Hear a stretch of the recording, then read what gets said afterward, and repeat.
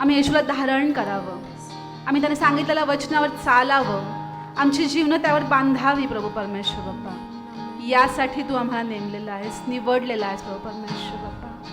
होय प्रभू परमेश्वर बाप्पा, ख्रिस्त सत्य जीवन आणि मार्ग मी आहे असं म्हटलेलं प्रभू परमेश्वर बाप्पा. खरोखर प्रभू परमेश्वर सत्यावर चालण्यासाठी, तर सार्वकालिक जीवनात चालण्यासाठी प्रभू परमेश्वर बाप्पा तू आम्हाला तयार कर. होय प्रभू परमेश्वर बाप्पा, आज आमच्या अंतःकरण पुन्हा आम्ही तुझ्या समोर आणतो प्रभूजी. तू आम्हाला मार्गदर्शन कर प्रभूजी. सत्य वही है, रास्ता वही है, सबकी शरण है वही. Yes, my Lord. आओ थके और बेचैन लोगों, आराम देगा वही. सत्य वही है, रास्ता वही है, सबकी शरण है वही. आओ थके और बेचैन लोगों, आराम देगा वही. ईश्वर पिता ने सारे जगत से ऐसी मोहब्बत किया,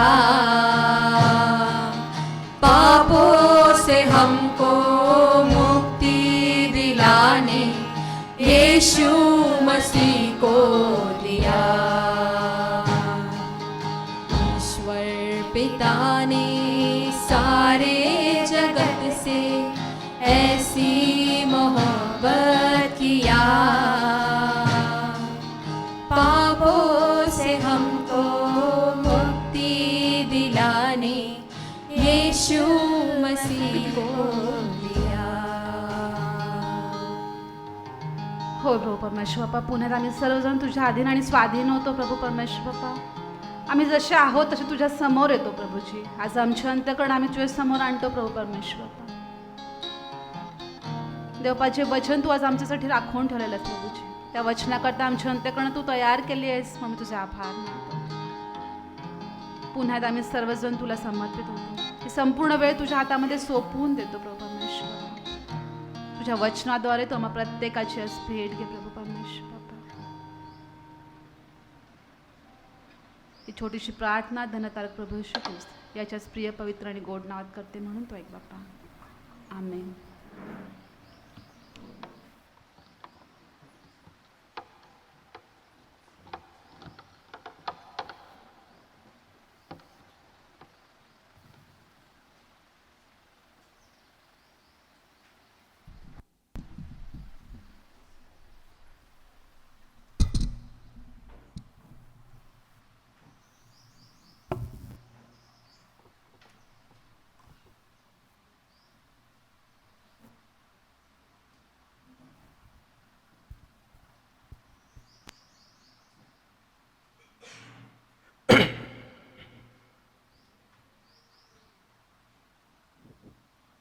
येस.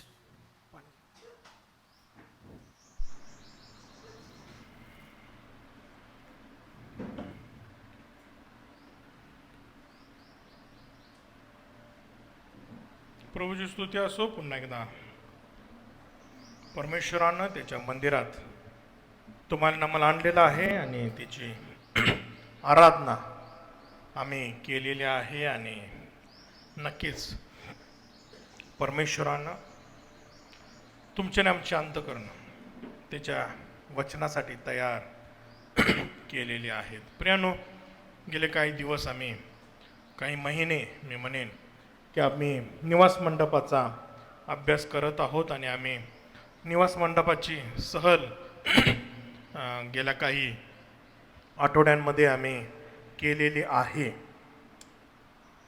आम्ही पूर्ण येशू ख्रिस्ताचं भूतलावरचं कार्य बघितलं. आज स्वर्गामध्ये पवित्र स्थानामध्ये येशू ख्रिस्त कोणती सेवा करत आहे ते आम्ही बघितलं. आणि तो भविष्यात काय करणार आहे, कोणती सेवा करणार आहे तेही आम्ही मागील आठवड्यांमध्ये आम्ही बघितलेलं आहे. आम्ही येशू ख्रिस्ताचं भावी गौरव बायबल स्टडीमध्ये आम्ही शिकत आहोत आणि तोही यूट्यूब फेसबुकवर तोही संदेश आहे. प्रियानो, आज आम्ही ख्रिस्ताची दिनदर्शिका किंवा ख्रिस्ताचं कॅलेंडर आम्ही अभ्यासणार आहोत. प्रियानो, या भागामध्ये आम्ही ख्रिस्ताचं कॅलेंडर व्यापक दृष्टिकोनातून किंवा व्यापक स्वरूपातून आम्ही अभ्यासणार आहोत. या भागामध्ये आम्ही ख्रिस्ताने केलेले सर्व सेवा कार्याचा आणि घटनांचा कालक्रम अभ्यासणार आहोत. क्रोनॉलॉजिकल येशू ख्रिस्तानं कशा प्रकारे टप्प्याटप्प्याने ते कार्य केलेलं आहे त्याचा अभ्यास आम्ही या येणारे काही आठवड्यांमध्ये आम्ही करणार आहोत. अनेक ख्रिस्ती विश्वासणारे लोक क्रुसावरील विश्वासाद्वारे नीतिमत्व यावर विश्वास ठेवतात आणि नक्कीच आपलाही तसा विश्वास आहे. पण परमेश्वराच्या तारणाच्या योजनेमध्ये क्रुसावरील विश्वासाच्या द्वारे नीतिमत्वापेक्षाही अधिक गोष्टी सामावलेल्या आहेत. आणि म्हणून आम्ही हे समजून घेणं गरजेचं आहे की वधस्तंभ हा त्या तारणाच्या योजनेचा एक महत्वाचा भाग आहे,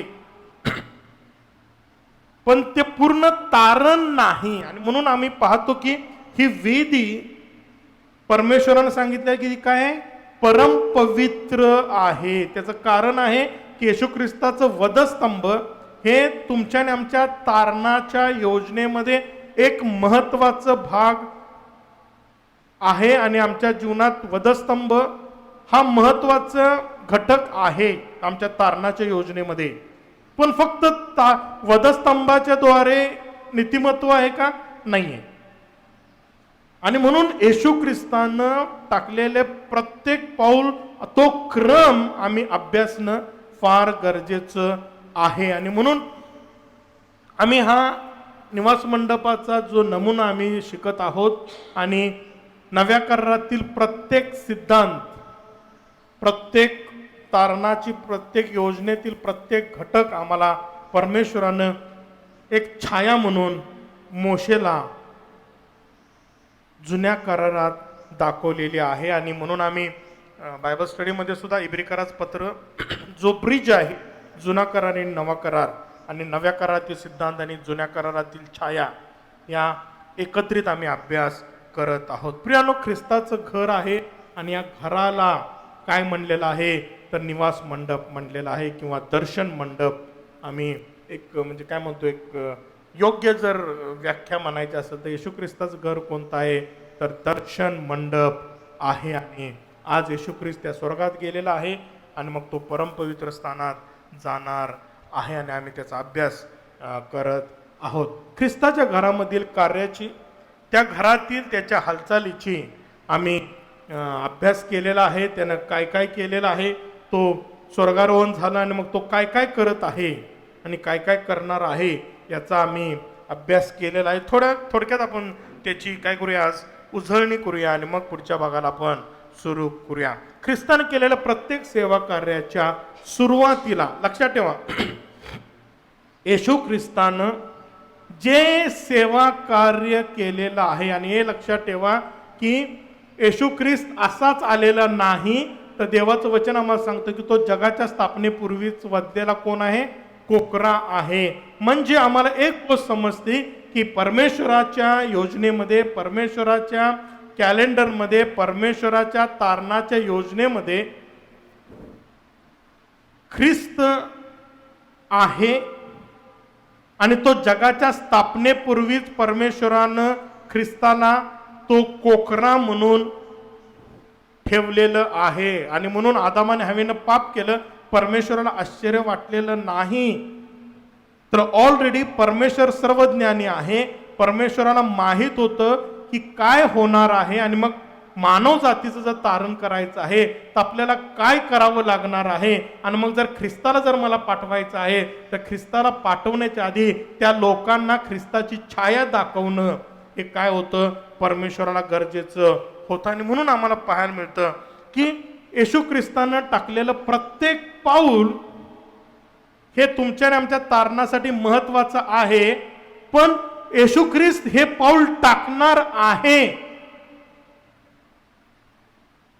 किंवा येशू ख्रिस्त हे कार्य करणार आहे, प्रत्येक कार्याच्या आधी परमेश्वरानं जगातील लोकांना त्याची घोषणा केलेली आहे.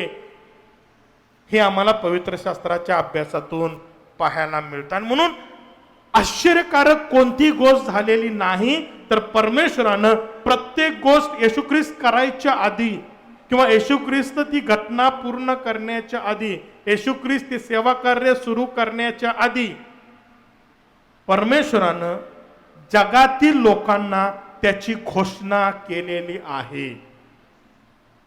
परमेश्वराची इच्छा आहे आम्ही ती ऐकावी आणि आम्ही त्या ख्रिस्ताकडं बघावं की त्यानं ते कसं पूर्ण केलेलं आहे. हे अशासाठी सांगितलेलं आहे की आम्ही समजावं की ख्रिस्त जे पाऊल टाकणार आहे हे परमेश्वराच्या द्वारे हे टाकायला त्याला सांगितलेलं आहे आणि त्याने त्याची परमेश्वराची आज्ञा पूर्ण करून ते पाऊल टाकलेलं आहे. आणि मग आम्हाला काय करायचं आहे, आम्हाला त्या पाऊलाला अनुसरून, ख्रिस्ताला अनुसरून आम्हाला त्याच्या मागे जायचं आहे. तो आमच्या अग्रगामी, तो पुढं गेलेला आहे. आम्ही मागच्या बायबल स्टडीला शिकलेलो आहोत की त्यानं आम्हाला काय केलेलं आहे, ती गौरवाची आशा दिलेली आहे आणि त्यानं आमच्या जीवाला काय लावलेला आहे, तो आशेचा नांगर लावलेला आहे. आणि त्यानं काय केलेलं आहे, या पडद्यातून आम्हाला आत नेण्यासाठी त्यानं काय केलेलं आहे, ख्रिस्तानं सर्व कार्य करण्यासाठी तो अग्रगामी गेलेला आहे. आणि ते परमेश्वराची इच्छा आहे की आम्ही ख्रिस्ताला अनुसरून आत जावं, ही परमेश्वराची इच्छा आहे. आणि म्हणून छावणीमध्ये येशू ख्रिस्ताने या जगामध्ये येऊन परिपूर्ण, नीतिमान, निर्दोष असं जीवन जगलेला आहे. आणि त्यानं काय केलेलं आहे, तुमच्या आणि आमच्यासाठी नीतिमत्वाचा झगा शिवलेला आहे. बरोबर आहे. पहिलं काम तो कुठं आला, छावणीत आला. छावणीत कोण आहेत, पापी लोक आहेत. पापी लोकांच्या मध्ये परमेश्वरानं हा निवासस्थान, त्याचं वसतिस्थान केलं आणि येशू ख्रिस्त त्या छावणीत आला आणि छावणीत येऊन काय केलेलं आहे, त्यानं परिपूर्ण जीवन जगलेलं आहे. परिपूर्ण जीवन जगून त्यानं नीतिमान महत्वाचा जगा शिवलेला आहे आणि ती सेवा पूर्ण केलेली आहे आम्हाला पाहायला मिळतं. आता त्याच्यावर आपण सविस्तर नंतर बघणार आहे. आता त्या कार्याची जगी घोषणा झाली होती का, झाली होती. आम्हाला पाहायला मिळतं, आपण त्याचा नंतर अभ्यास करणार आहे की देवदूत मेंढपाळ रानात राहून काय करत होते, आपले कळप राखत होते, नाही का. आणि देवदूत आले आणि त्यांनी सांगितलं की तुमच्यासाठी आज तारणारा जन्मलेला आहे. बघा तो कोण होता, जगाच्या स्थापनेपूर्वीचा वधलेला कोकरा होता. तर कोकरं कोण सांभाळत होते, मेंढपाळ. बघा, आणि हे मेंढपाळ त्या रानात राहून काय करत होते माहित आहे, ते एरुशलेमेच्या जवळ होते आणि एरुशलेमेमध्ये त्या मंदिरात अर्पण करण्यासाठी त्या कोकऱ्यांना ते वाढवत होते. लक्षात ठेवा. आणि परमेश्वरानं त्यांना निरोप दिला की आता तुमचं काम संपायला आलेलं आहे, कारण तुम्ही जे कोकरे सांभाळत आहात, पाळत आहात, जे मेंढपाळ तुम्ही आहात, ज्या मेंढरांना तुम्ही तयार करत आहात मंदिरासाठी, ती छाया आहे. आणि आता तुम्हाला पहिला निरोप दिलेला आहे, आता छाया जाणार आहे आणि जगाच्या स्थापनेपूर्वीचा कोकरा ह्या जगात आलेला आहे. किती सुंदर बघा परमेश्वराची योजना आहे. त्याच्या आधी आम्हाला पाहायला मिळतं की योसेफाला देवदूतानं, गाब्रिएल देवदूतानं दर्शन दिलं, मरियाला दर्शन दिलं आणि सांगितलं की ख्रिस्त छावणीत येणार आहे. आता सविस्तर आपण नंतर त्याच्याबद्दल अभ्यास करा. फक्त आपण एक उजळणी या निवास मंडपाच्या ह्याच्यातून आपण बघणार आहे. दुसरी गोष्ट आम्हाला पाहायला मिळतं, येशू ख्रिस्ताच्या जगिक सेवेची सुरुवात कधी झाली होती. त्याची जगिक सेवेची सुरुवात, येशू ख्रिस्ताच्या जगिक सेवेची सुरुवात कधी झाली माहिती आहे तुम्हाला?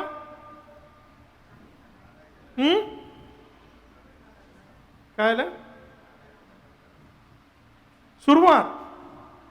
सुरुवात लक्षात ठेवा, बाप्तिस्मा घेतल्यानंतर पवित्र आत्मा त्याच्यावर आला आणि मग सैतानानं त्याला काय नेलं, अरण्यात परीक्षा तिची झाली आणि तिथून त्याच्या सेवेची सुरुवात झाली. आता बघा, येशू ख्रिस्त सेवा करणार होता सुरू, त्याच्या आधी आम्हाला पाहायला मिळतं की योहान 1:21-29 मध्ये दुसऱ्या दिवशी येशूला आपल्याकडे येताना पाहून बाप्तिस्मा करणारा योहान म्हणला, हा पहा जगाचे पाप हरण करणारा देवाचा कोकरा. आणि मग आम्हाला पाहायला मिळतं, मग त्याचा बाप्तिस्मा झाला आणि मग कबुतरासारखा पवित्र आत्मा त्याच्यावर उतरला आणि आकाशातून वाणी झाली की हा माझा प्रिय पुत्र आहे आणि त्याच्यावर मी कोण आहे, संतुष्ट आहे. आणि परमेश्वरानं त्या योजनेचा भाग म्हणून येशू ख्रिस्ताला पाठवलं. येशू ख्रिस्त या छावणीत आला, छावणीत परिपूर्ण जीवन जगला आणि आता त्याच्या सेवेला सुरू करत असताना आम्हाला पाहायला मिळतं पुन्हा एकदा स्वर्गीय जगिक वाणी झाली की आता तो काय करणार आहे, तिची सेवेला करणार आहे, सुरू करणार आहे. म्हणून प्रत्येक पाऊल येशू ख्रिस्तान जे निवास मंडपात टाकलेला आहे, जी छाया निवास मंडप आहे, त्या प्रत्येक पाऊलावर परमेश्वरानं जगी घोषणा केलेली आहे. तिसरी गोष्ट आम्हाला पाहायला मिळतं, येशू ख्रिस्त होमवेदीवर आपल्या पापांसाठी अर्पण होण्यासाठी वधस्तंभावर गेलेला आहे. ख्रिस्तानं तुमच्या आणि आमच्यासाठी मरण सोसलेलं आहे. बघा, त्यानं ते जीवन जगलं, परिपूर्ण जीवन जगला, परमेश्वराचा तारणाचा मार्ग लोकांना सांगितला आणि आता तो ह्या वेदीजवळ येत असताना, ह्या वेदीजवळ त्यानं तुमचं आणि आमचं मरण स्वतःवर घेतलं, तुमचं आणि आमचं पाप स्वतःवर घेतलं आणि आम्हाला खंडणी भरून आम्हाला मुक्त केलेलं आहे. त्यानं त्याचं रक्त तुमच्या आणि आमच्यासाठी सांडलेलं आहे. पापाचं वेतन मरण आहे आणि मरणाद्वारेच पाप क्षमा होते आणि त्याने आमच्या पापासाठी तो स्वतः मरण पावलेला आहे. या घटनेची जगी घोषणा झाली का? कधी झाली सांगा?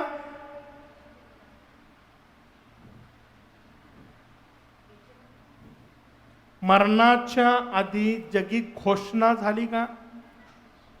योहान 12:16 मध्ये आम्हाला पाहायला मिळतं, झावळ्याच्या सणाच्या वेळेस ती जगी घोषणा झालेली आहे. आणि 12:16 सांगतं की प्रथम या गोष्टी त्याच्या शिष्यांना समजल्या नव्हत्या, परंतु येशूचे गौरव झाल्यावर त्यांना आठवलं की त्याच्याविषयी या गोष्टी लिहिलेल्या असून त्याप्रमाणे लोकांनी त्या केल्या. फार महत्वाचं वचन या ठिकाणी आहे. बऱ्याच वेळेस आम्हाला असं वाटतं की येशू ख्रिस्त त्यांना सर्व गोष्टी संपूपर्यंत का थांबला नाही, बऱ्याच वेळेस नाही का? बघा, पण त्याच्या शिष्यांना नंतर समजलं की तो त्याच्याबद्दल तो बोलत होता, नाही का? घोषणा झाली पण त्या शिष्यांना समजले नाही, पण ते सगळं झाल्यानंतर त्यांना समज, अरे ही तर घोषणा ख्रिस्तानं त्याच्या कार्याला तर सुरू करणार होता, वधस्तंभी जाणार होता, त्याच्यासाठी ही करण्यात आली. का आली? कारण की येशू ख्रिस्ताकडं त्याच्या कार्याचं कॅलेंडर आहे आणि त्या कॅलेंडर प्रमाणे त्याला प्रत्येक कार्य त्याच वेळेस त्याच घटकेस करणं हे गरजेचं आहे. बघा, आता परमेश्वराने जेव्हा येशू ख्रिस्ताला या भूतलावर पाठवलं,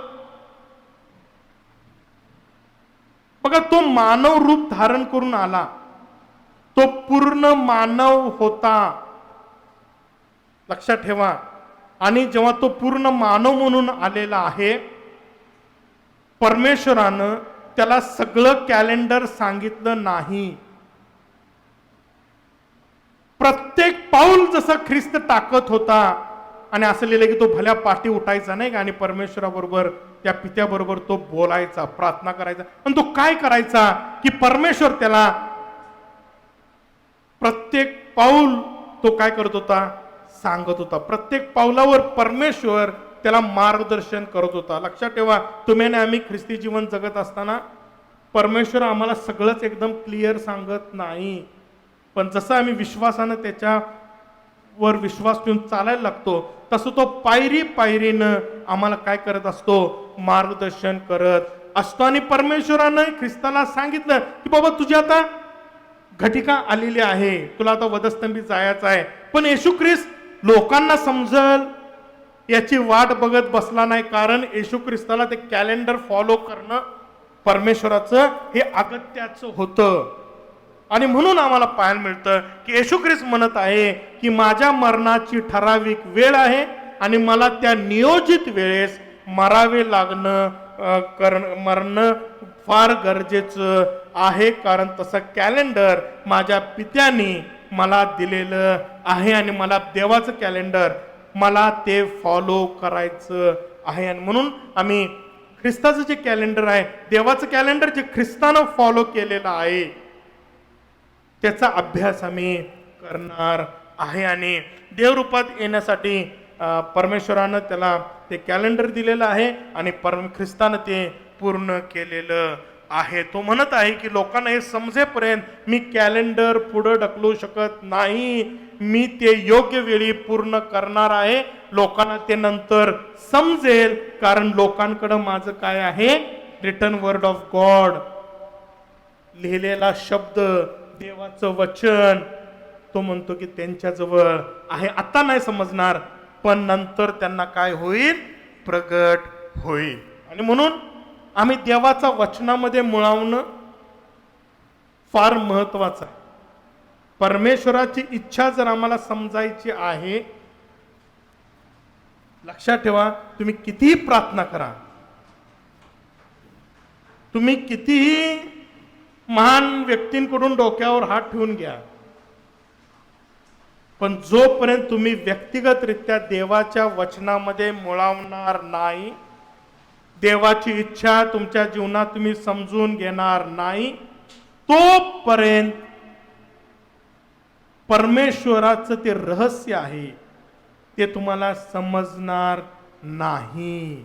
आणि म्हणून आम्ही देवाच्या वचनात मुळावलेलं आणि परमेश्वराची इच्छा काय आहे हे आम्ही समजून घेणं फार गरजेचं आहे. आणि येशू ख्रिस्त म्हणतो की मी आलोयच कशासाठी, देवाची इच्छा पूर्ण करण्यासाठी. आणि म्हणून देवाची इच्छा काय आहे की परमेश्वरानं हा पॅटर्न दिलेला आहे, हे कॅलेंडर दिलेलं आहे आणि प्रत्येक पावलावर त्या कॅलेंडरमध्ये एक तारीख आहे, एक वेळ आहे, एक घटका आहे. आणि त्या प्रत्येक पावलावर परमेश्वराने येशू ख्रिस्ताला सांगितलेलं आहे की त्या प्रत्येक तारखेला, त्या प्रत्येक वेळेला तुला हे कार्य काय करायचं आहे, पूर्ण करायचं आहे. आणि म्हणून आम्हाला पाहायला मिळतं की परमेश्वरानं तुमच्या आणि आमच्या समोर या वचनामध्ये देवानं त्याचं कॅलेंडर दिलेलं आहे. आणि आम्ही म्हणतो नाही का आम्हाला माहीत नाही, पण जेव्हा आम्ही हे देवाचं कॅलेंडर जर अभ्यासलं तर आम्हाला समजणार आहे की त्यानं कशा प्रकारे ती योग्य वेळी काम केलेलं आहे, कार्य केलेलं आहे, आणि तो पुढेही तो कधी काम करणार आहे, ते कार्य कधी करणार आहे, हेही आम्हाला नंतर समजणार आहे. आणि म्हणून आम्ही ते ख्रिस्ती विश्वासणारे असावेत ज्यांना परमेश्वरानं दिलेलं ज्ञान प्राप्त झालेलं आहे. आम्ही अज्ञानी असावं ही परमेश्वराची इच्छा नाहीये, नीट लक्षात ठेवा. आणि म्हणून पौल पत्र लिहिताना म्हणतो की तुमच्या अंतःकरणाचे डोळे उघडावेत म्हणून मी तुमच्यासाठी काय करत आहे, प्रार्थना करत आहे. बघा, हे संत लोक तुमच्या आमच्यासाठी प्रार्थना करत आहेत, तुम्हाला आरोग्य मिळावं, तुमच्यासाठी हे मिळावं, तुमचे शाप जावे नाही. तो म्हणतो तुम्हाला काय मिळावं, जे मेन सगळ्यात महत्वाची गोष्ट तुम्हाला काय मिळावी, तर तुम्हाला तुमच्या अंतःकरणाचे डोळे उघडावेत आणि तुम्हाला देवाचं ते रहस्य समजावं. तो म्हणतो की मी तुमच्यासाठी काय करत आहे, प्रार्थना करत आहे. जेव्हा ते देवाचं रहस्य आम्हाला समजेल, मग आम्हाला दुसरं कोणाची गरज नाही की आम्हाला जर मला चालायचं आहे, मला कुठल्या पास्टरला अनुसरायचं नाही, मला कुठल्या एल्डरला अनुसरायचं नाही, मला कुणाला अनुसरायचं आहे, मला त्या ख्रिस्ताला अनुसरायचं आहे. आणि जितकं ख्रिस्ताची अधिक ओळख तितकं मी अधिक ख्रिस्ताकडं मी जाणार आहे, ख्रिस्ताला मी अधिक चांगल्या रीतीनं अनुसरणार आहे. आणि म्हणून परमेश्वराची इच्छा आहे की ख्रिस्तानं चाललेलं प्रत्येक पाऊल आम्ही तपासावं, पहावं आणि त्याला घट्ट धरून ठेवावं. ही खऱ्या ख्रिस्ती जीवनाचं काय आहे, गुरु किल्ली आहे. प्रियानो, परमेश्वरानं आम्हाला पंगू असं केलेलं नाही. परमेश्वरानं जुन्या करारात परमेश्वर शास्त्यांच्या द्वारे, संदेष्ट्यांच्या द्वारे बोलत होता. सर्वसामान्यांना त्यांच्याशिवाय पर्याय नव्हता. पण नव्या करारातले तुम्ही आणि आम्ही लोक आहोत. येशू ख्रिस्त आलेला आहे आणि तुमची आणि आमची गरज जाणून त्यानं पवित्र आत्मा आमच्यासाठी पाठवलेला आहे. आणि तो म्हणतो की तुम्हाला दुसरं कोण मदत करणार नाही, तर तो पवित्र आत्मा तुमच्या बरोबर येईल आणि तुम्हाला सत्यामध्ये चालवेल. प्रश्न आहे की आम्ही त्या पवित्र आत्म्याला मार्गदर्शन घेऊन चालतो का? पवित्र आत्मा आमच्या अंतःकरणात काही गोष्टी घालतो, त्याला आम्ही अनुसरतो का? येशू ख्रिस्तानं जेव्हा आम्ही पाहतो की तो या भूतलावर आला, त्यानं स्वतःच्या इच्छा पूर्ण केल्या नाहीत, तर त्यानं कुणाच्या इच्छा पूर्ण केल्या? देवपित्याच्या. आम्ही कुणाच्या इच्छा पूर्ण करायच्या मागं पडू नये, तर आम्ही कुणाची इच्छा पूर्ण करावी? ख्रिस्ताची इच्छा, पित्याची इच्छा आम्ही पूर्ण करावी आणि त्याच्या इच्छेनं आम्ही काय करावं? चालावं. ही परमेश्वराची इच्छा आहे. आता चौथी गोष्ट जी आहे, येशू ख्रिस्त गंगाळाजवळ आलेला आहे आणि या ठिकाणी येशू ख्रिस्ताचं काय आहे? पुनरुत्थान आहे. लक्षात ठेवा, आता जेव्हा येशू ख्रिस्ताचं पुनरुत्थान झालं, जगी घोषणा झाली का?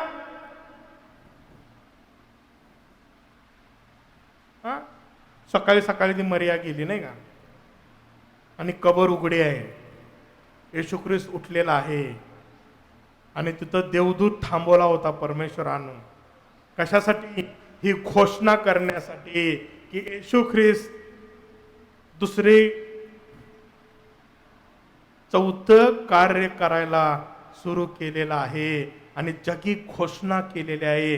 आता तो मेलेला नाही, तो पुनरुत्थित झालेला आहे. लक्षात ठेवा, मरियाला भेटला, तो म्हणला मला हात लावू नकोस, कारण मला आता पुढचं कार्य, पुनरुत्थानानंतरचं कार्य मला करायचं आहे. मी जातो, जाऊन माझ्या मित्र भावांना सांग, आणि विशेष करून कोणाला सांग? पेत्रालाही सांग.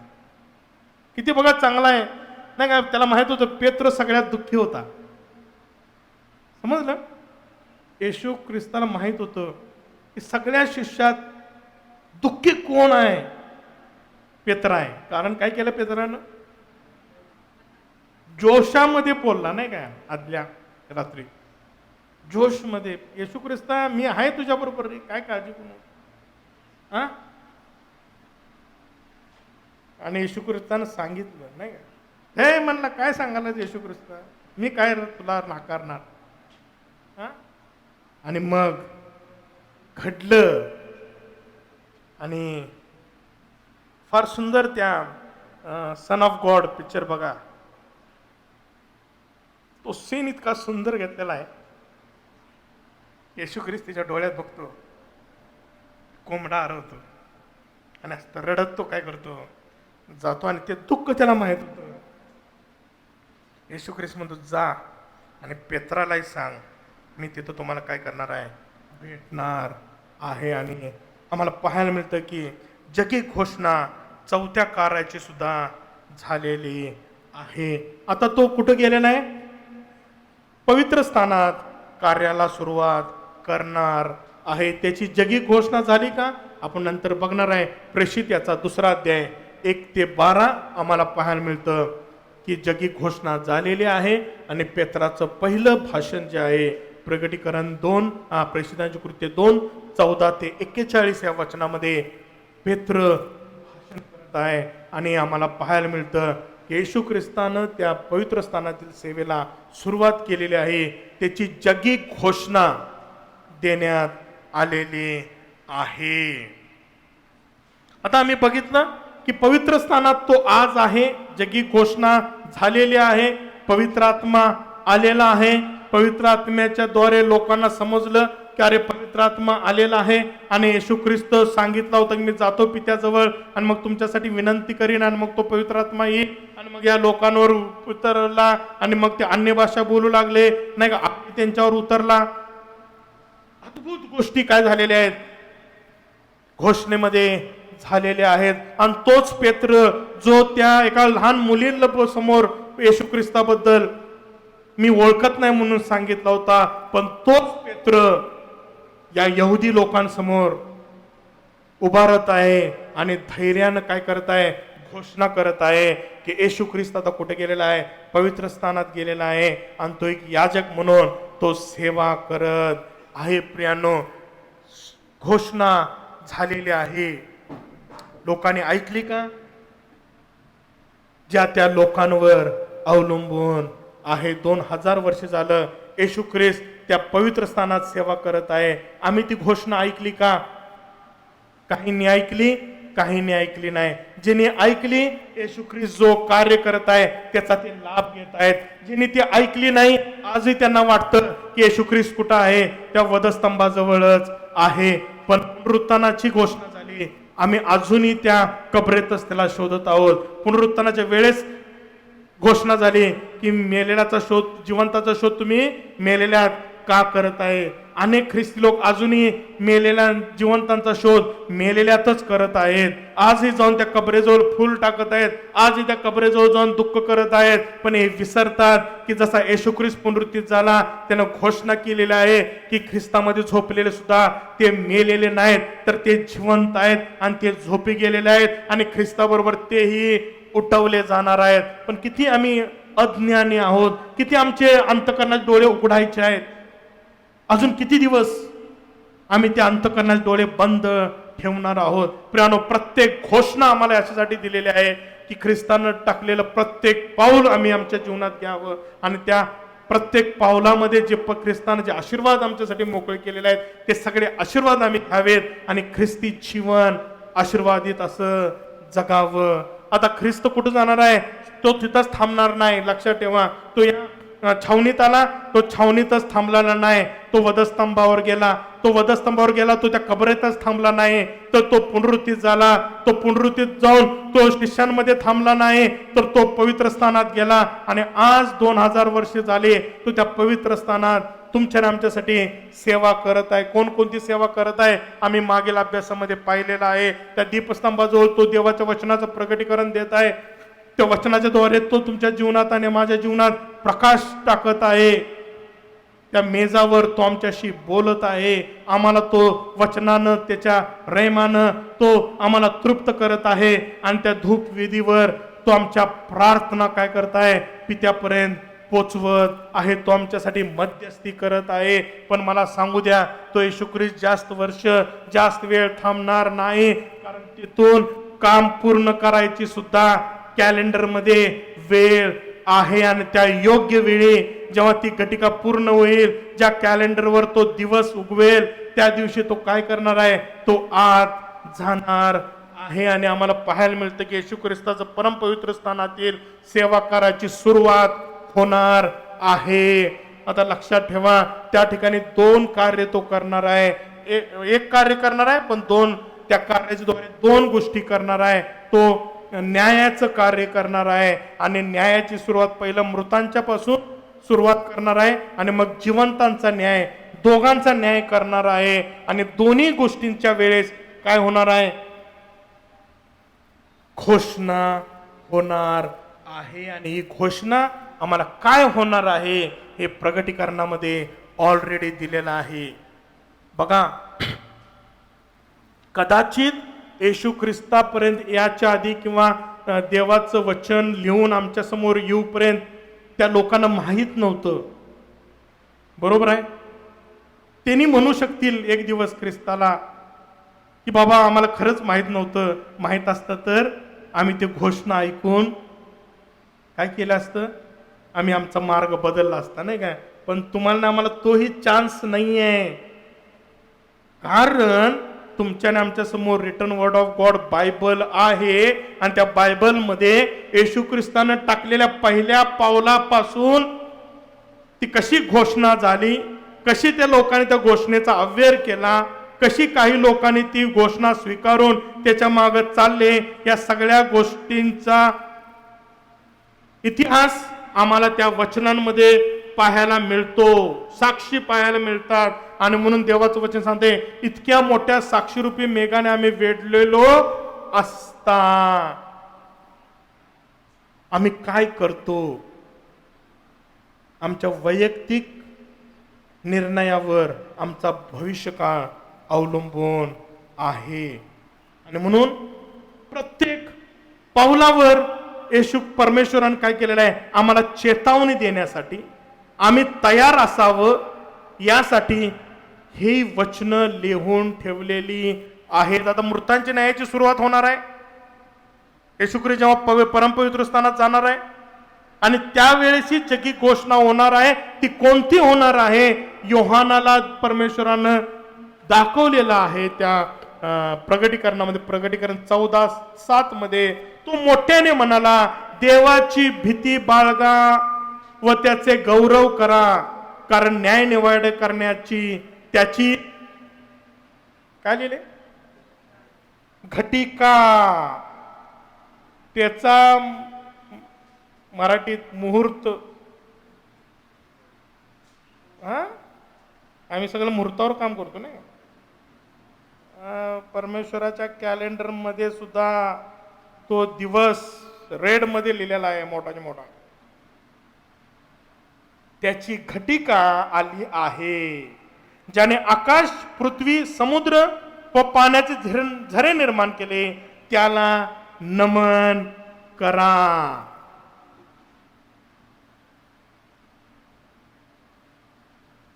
काय केलं?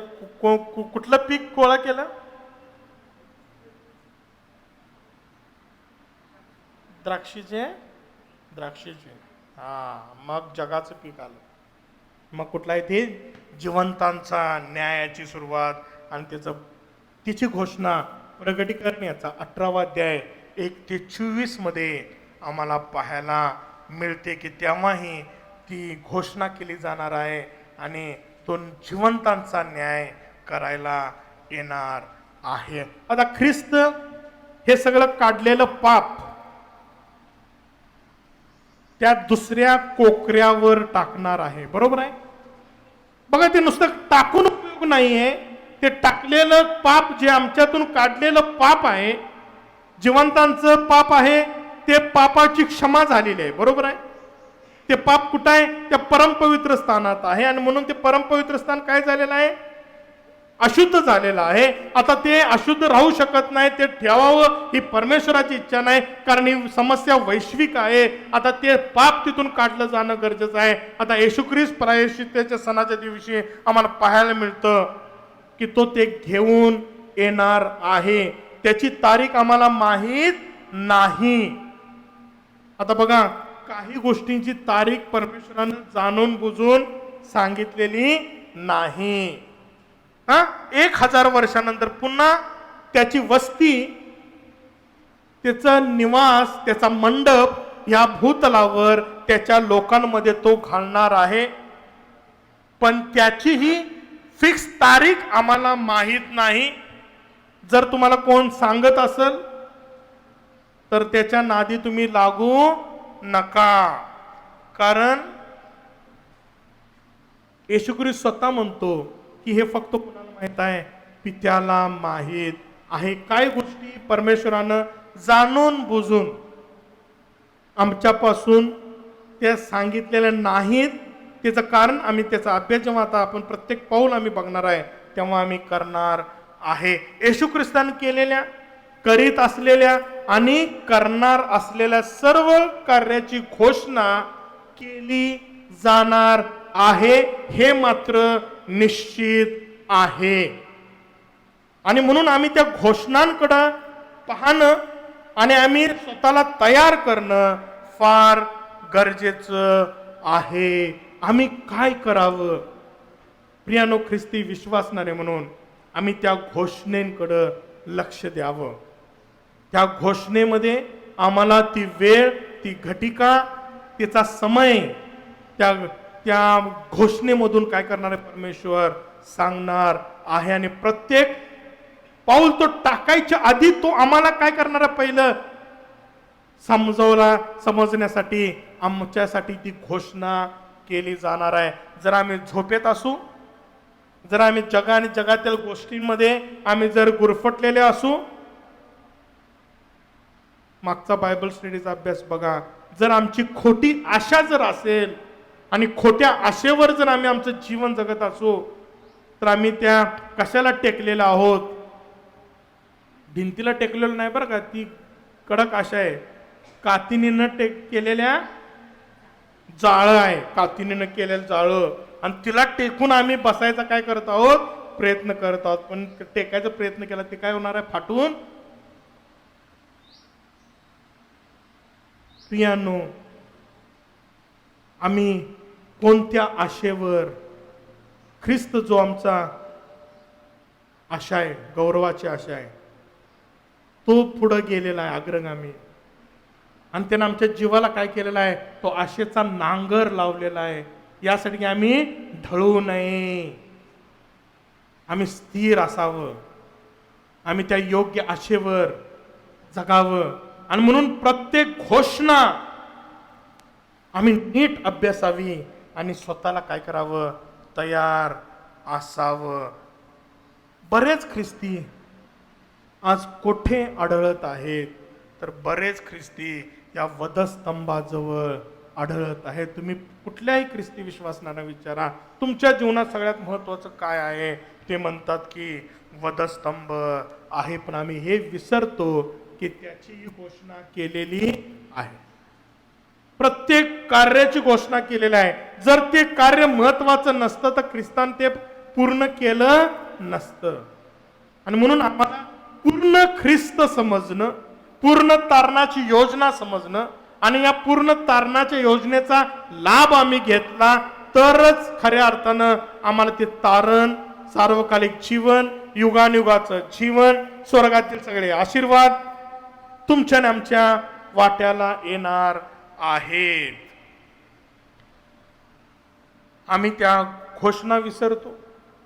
त्या घोषणा आम्ही काय केल्या पाहिजेत? आम्ही त्या लक्ष दिल्या पाहिजेत. प्रत्येक घोषणेकडे आम्ही लक्ष देणं गरजेचं आहे, आणि त्याच्या बरोबर सार्वकालिक जीवनामध्ये राहण्यासाठी सदैव तयार असावं, हे फार गरजेचं आहे, नाही का? जर येशू ख्रिस्ताच्या त्या दुसऱ्या येण्याची जर तारीख आम्हाला जर परमेश्वराने सांगितली असती तर आम्ही काय केलं असतं? बाळासाहेब जरा थांबा, अजून किती वर्ष आहेत तारखेला? अजून 1-2 वर्ष आहेत, नाही का? अनेक 10 वर्ष आहेत. बघूया की आता जरा खातो पितो मजा करतो, आणि मग त्या तारखेच्या 4 दिवस आधी, जसं परीक्षेला आम्ही करतो नाही का, वर्षभर अभ्यास करायचा नाही, परीक्षा आली 1 आठवडा आधी आमची काय आम्ही करणार आहे? तयारी करणार आहे. पण परमेश्वराची इच्छा आहे आम्ही तसली तयारी करू नये. तसली तयारी केली तर आम्ही 35% 40% मार्काचे आम्ही धनी आहोत, नाही काय? पण जर आम्ही पहिल्यापासून जेव्हा तयारी करू, नाही का, मग कधी पण परीक्षा घेऊ, नाही का, जर आम्ही तयार आहोत, मग ते कसली परीक्षा, ऑनलाईन परीक्षा असो, ती MCQ असो, हां, नाहीतर लिहाची परीक्षा असो, नाही का. आता परवा प्रश्न निर्माण झाला, नाही का, 2 वर्ष शाळेत पोरांनी परीक्षा दिली, अभ्यास केला नाही, आणि मग पालकांनी प्रॉब्लेम हे केला, नाही का, पोरांची लिहाची प्रॅक्टिस गेली, म्हणून लिहाचं काय करू नका, पेपर देऊ नका, हे प्रॉब्लेम येणार आहे, ते परमेश्वराला ऑलरेडी माहीत आहे. आणि म्हणून परमेश्वरानं ती तारीख आम्हाला सांगितली नाही. पण जर आम्ही देवाचं वचनाचा अभ्यास केला आणि आम्ही करणार आहोत, आम्हाला तेही परमेश्वरानं सांगितलेलं आहे. जर आम्ही ते खोल खोदलं देवाचं वचन, लक्षात ठेवा, जर आम्हाला खरंच तयारी करायची आहे परमेश्वराची येण्याची, आणि जर आम्ही परमेश्वराचं वचन खोदायला सुरू केलं, तर परमेश्वरानं तेही आम्हाला सांगितलेलं आहे की तो कधी येणार आहे. लक्षात ठेवा, कारण त्याचं कॅलेंडर आहे. आणि ऑलरेडी कॅलेंडर परमेश्वरानं त्याच्या लोकांना प्रगट केलेलं आहे. जर आम्हाला ते नीट जर शिकलो आम्ही, तर नक्कीच कधी पण येऊ दे मग तो आम्ही तयार असणार आहे. आणि म्हणून आता आम्ही ख्रिस्ताचं कॅलेंडर अभ्यासणार आहोत. ख्रिस्ताचं घर आहे आणि त्याला दर्शन मंडप म्हणलेलं आहे. आणि त्याप्रमाणे ख्रिस्ताकडे त्याच्या घटनेचं सुद्धा कॅलेंडर आहे. आणि म्हणून आम्ही आतापासून ख्रिस्ताच्या घटनेचं कॅलेंडर आम्ही शिकणार आहोत. आम्ही त्यामध्ये त्याने केलेल्या प्रत्येक कार्यासाठी एक विशेष दिवस आहे हेही आम्ही पाहणार आहोत. ख्रिस्ताने छावणीतून परमपवित्र स्थानापर्यंत टाकलेले प्रत्येक पाऊल ते त्याच्या कॅलेंडर प्रमाणे टाकले आहे. आणि हे कॅलेंडर जगाच्या स्थापनेपूर्वीच परमेश्वरानं तयार केलेलं आहे. कारण परमेश्वर सर्वज्ञानी परमेश्वर आहे. परमेश्वर सर्व समर्थ, सर्व सत्ताधारी परमेश्वर आहे. परमेश्वर काल आज आणि युगानुयोग सारखाच आहे. आणि म्हणून परमेश्वराला ही तारणाची योजना त्यानं जगाच्या स्थापनेपूर्वीच आखलेली आहे. आणि ख्रिस्त या भूतलावर आला आणि त्या तारखेप्रमाणेच, त्या कॅलेंडर प्रमाणेच आलेला आहे. निवास मंडप जे ख्रिस्ताचं घर आहे ते आम्हाला त्याने यशस्वीरित्या टाकलेले पाहून दाखवते की हे निवास मंडपाचा नमुना काय आम्हाला दाखवतो की येशू ख्रिस्तानं टाकलेलं प्रत्येक पाऊल परमेश्वराच्या योजनेप्रमाणे होतं. हे निवास मंडपाचा नमुना आम्हाला दाखवत आहे. तर ख्रिस्ताचं कॅलेंडर हे त्याने टाकलेल्या त्या पावलांच्या तारखा दाखवतो. समजते? दोन गोष्टी आहेत. हा नमुना येशू ख्रिस्तानं टाकलेली पावलांचा क्रम दाखवतो. आणि आम्ही सगळ्या दृष्टीतून बघितलं नाही काय, निवास मंडप आणि येशू ख्रिस्ताचं भूतलावरचं येणं आणि आत्ताचं काम आणि मग प्रगटीकरणामधून पुढचं काम, हे कुठंही एक सुद्धा पाऊल इकडं तिकडं झालेलं नाही. हे आम्ही अभ्यासलेलं आहे. योहानाचं शुभवर्तमान आणि येशू ख्रिस्तानं मी आहे हे सांगितलेलं पाऊलही आम्ही बघितलं की तो प्रारंभी शब्द होता, शब्द देवाचा होता. आणि मग योहान जो देवाचा पुत्र आहे म्हणून येशू ख्रिस्ताला प्रगट करत आहे, तो शुभवर्तमानामध्ये त्याचं कोशातून छावणीत येणं तो काय करत आहे, आम्हाला दाखवत आहे की त्यानं आमच्यामध्ये वस्ती केलेली आहे. प्रियानो, तो बाहेर आला, आतून बाहेर आला आणि परत तो बाहेरून काय केलेला आहे, आत गेलेला आहे. आणि जसा तो आत जात गेला तसं त्यानं तुमच्या आणि आमच्यासाठी ती वाट काय केलेली आहे, मोकळी केलेली आहे. आता लक्षात ठेवा, जेव्हा आम्ही ख्रिस्ताचं घटनेचं कॅलेंडर बघतो तेव्हा याच निवास मंडपातील टाकलेलं त्यानं प्रत्येक पाऊल परमेश्वरानं त्या प्रत्येक पाऊलाला एक वेळ, एक घटिका, एक दिवस नेमलेला होता.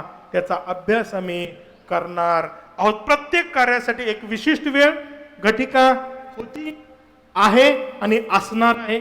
ख्रिस्तानं त्याचे कार्य त्याच्या कॅलेंडर प्रमाणे ठराविक वेळेस केलेलं आहे. ख्रिस्त त्या ठराविक वेळेस आजही तो ते कॅलेंडर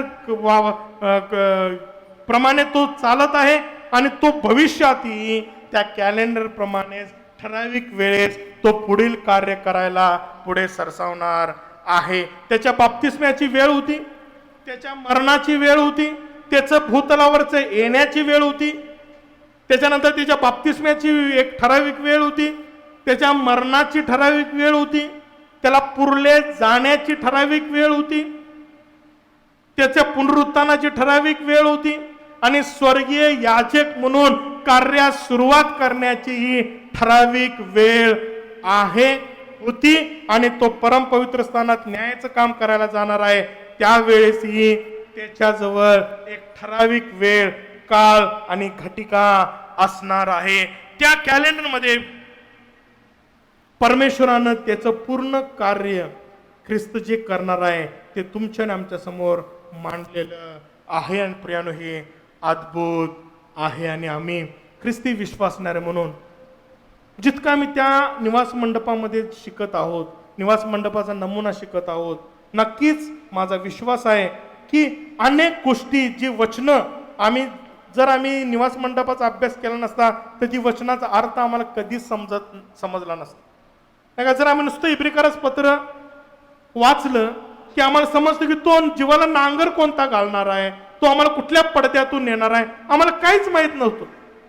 पण जेव्हा आम्ही निवास मंडपाचा अभ्यास करतो आम्हाला समजतं की अंगण शरीराचं दर्शक आहे, नाही का, पवित्र स्थान जीवाचं दर्शक आहे, आणि मग परमपवित्र स्थान हे आत्म्याचं दर्शक आहे. मानवाला परमेश्वरानं शरीरामध्ये, जीवामध्ये आणि आत्म्यामध्ये केलेलं आहे. आणि मग आम्हाला समजतं की येशू ख्रिस्तानं ते आमच्या जीवाला काय लावलेला आहे, त्या आशेचा नांगर, येशू ख्रिस्त जो नांगर आहे म्हणतो, नाही का, तो लावलेला आहे. कुठं आहे? आणि ह्या पडद्यातून आत आम्हाला तो घेऊन जात आहे. कशासाठी? आम्ही ढळू नये, आम्ही स्थिर असावं. म्हणजे आमचा जीव त्या ख्रिस्त म्हणलेल्या आशेवर स्थिर असावा. बघा किती सुंदर परमेश्वराची इच्छा आहे, की परमेश्वर इच्छा आहे आम्ही जिथं ख्रिस्त आहे तिथं असावं, आणि जिथं ख्रिस्त असणार आहे तिथंही आम्ही काय करावं, असावं. ही देवाची इच्छा आहे. म्हणून येशू ख्रिस्त म्हणतो, जिथं मी आहे तिथं तुम्ही असावं. ही पित्याची इच्छा आहे, ही ख्रिस्ताची इच्छा आहे. आणि म्हणून आम्हाला हा क्रम आम्ही कधीच आमच्या जीवनातून, आमच्या अंतकरणातून आम्ही घालवू नाही. आता पहिलं काम येशू ख्रिस्ताने काय केलं? ख्रिस्ताचं शरीर रूपामध्ये येणं, ख्रिस्ताचं शरीर रूप धारण करून येणं. आता येशू ख्रिस्ताची या भूतलावर येण्याची ठराविक तारीख आम्हाला पाहायला मिळत नाही, लक्षात ठेवा. पण परमेश्वराच्या कॅलेंडरमध्ये येशू ख्रिस्ताच्या या भूतलावर येण्याची एक ठराविक तारीख, वेळ आणि दिवस होता. आणि या ठराविक वेळेची तो वाट बघत होता. आणि जेव्हा ती ठराविक वेळ आली, ती घटना घडलेली आहे. पण पवित्र शास्त्रामध्ये ही वेळ व तारीख आम्हाला प्रगट केली गेलेली नाही. पण जेव्हा मी अभ्यास पूर्ण करणार आहोत तेव्हा आम्हाला समजेल की येशूचे या भूतलावरचं येणं, त्याचा जन्म हा शरद ऋतूमध्ये झालेला आहे. आणि मग तो कधी झालेला आहे, कसं झालेला आहे, याचा सविस्तर आम्ही नंतर अभ्यास करणार आहोत. मग आमच्या समोर सगळ्यात मोठा प्रश्न निर्माण होतो की परमेश्वराच्या कॅलेंडरमध्ये ख्रिस्ताच्या जन्माची वेळ आणि दिवस आहे काय? बाळासाहेब, कशावरून तुम्ही एका बाजूला म्हणता की दिलेली नाही, एका बाजूला आम्हाला प्रश्न विचारता की जन्माची तारीख होती का? हा, बघूया आता देवाचं वचन. गलतीकारास पत्र याचा 4था अध्याय आणि 4थं वचन. गलतीकारास पत्र याचा 4था अध्याय आणि 4थं वचन. परंतु काळाची पूर्णता झाली, परंतु काळाची पूर्णता झाली तेव्हा देवाने आपल्या पुत्राला पाठविले. तो स्त्रीपासून जन्मलेला, नियमशास्त्राधीन जन्मलेला असा होता. आता बघा इथं काय लिहिलेलं आहे? परमेश्वराने काळाची पूर्णता झाल्यावर पुत्राला या जगात पाठविले. यात उद्देश हा होता की जे नियमशास्त्राधीन होते त्यांना त्याने खंडणी भरून सोडवावे आणि आपल्याला पुत्राचा हक्क प्राप्त व्हावा. आता बघा, परमेश्वरानं येशू ख्रिस्ताला या भूतलावर कधी पाठवलं? जेव्हा काळाची काय झाली? पूर्णता झाली. समजते? काळाची पूर्णता झाली. आणि मग आम्हाला काय पाहिजे? त्याचा उद्देश काय होता? की जे नियमशास्त्राधीन होते त्यांना त्याने खंडणी भरून सोडवावे आणि आपल्याला पुत्राचा हक्क मिळावा. आता येशू ख्रिस्त देवाचा पुत्र आहे. येशू ख्रिस्ताला जो अधिकार आहे तो आम्हालाही मिळावा. आणि म्हणून जसं आम्ही त्याच्या छायेचे आहोत, तसं येशू ख्रिस्त छायेचा अशासाठी झाला, देहरूपामध्ये अशासाठी आला की जसा ख्रिस्ताला परमेश्वराने त्याचा वारीस केलेला आहे, तसं तुम्हाला आणि आम्हालाही त्याची वारीस आम्हाला त्यानं काय करावे. आपल्यालाही पुत्राचा हक्क मिळावा. इथं आम्हाला एक गोष्ट समजते की परमेश्वराच्या कॅलेंडरमध्ये ख्रिस्ताचं देहरूपामध्ये पृथ्वीवरील येणं याच्यासाठी एक योग्य तारीख होती, एक वेळ होता आणि त्याचा उद्देश ही ठरलेला होता. पण परमेश्वरनं आम्हाला ही तारीख व वेळ अशासाठी सांगितलेली नाही, प्रगट केलेली नाही की यासाठी की परमेश्वराची इच्छा आहे आम्ही त्या तारखेचं आयडॉलाइज करू नये, आम्ही त्या तारखेला इतकं महत्त्व देऊ नये की आम्ही त्या ख्रिस्ताला आम्ही काय करू, विसरून जाऊ. बघा, आज जरी 25 तारीख जे डिसेंबर आहे ती खरी ख्रिस्ताच्या जन्माची तारीख नाही, पण आज त्या 25 तारखेला आम्ही ख्रिस्ताकडे किती बघतो आणि त्या तारखेला किती महत्त्व देतो, यावरून आम्हाला समजतं की परमेश्वरानं का आम्हाला ती तारीख दिलेली नाही. जर बघा, सगळ्यांना माहित आहे, प्रत्येक पास्टरला माहित आहे, ज्यांनी थिओलॉजी केलेली आहे की 25 तारीख हे ख्रिस्ताच्या जन्माची तारीख नाही. हे युनिवर्स मधील प्रत्येक पास्टरला ज्यानं थिओलॉजी केलेली आहे त्याला माहीत आहे की 25 डिसेंबर ही ख्रिस्ताच्या जन्माची तारीख नाही. आणि ऑलरेडी आम्ही मागच्या ख्रिसमसच्या दोन्ही संदेश जर तुम्ही ऐकून बघा, मागच्या आणि त्याच्या मागच्या वर्षी आम्ही हेच शिकवलं की 25 तारीख डिसेंबरची ही ख्रिस्ताच्या जन्माची तारीख नाही, पण 20 ते 22 डिसेंबर जो पिरियड आहे तोही आम्ही अभ्यास केलेला आहे आणि सगळा इतिहासाचा अभ्यास केलेला आहे आणि घटनेचं कॅलेंडर आम्ही त्यावेळेस बघितलं होतं की आम्हाला पाहायला मिळतं की तो जकर्या कधी त्या मंदिरात काम करत होता आणि त्याचे वेळ काल जेव्हा आम्हाला समजतं तेव्हा आम्हाला समजतं की हनुका हा जो समर्पणाचा जो सण आहे त्या सणाच्या वेळेस मरिया गर्भवती राहिली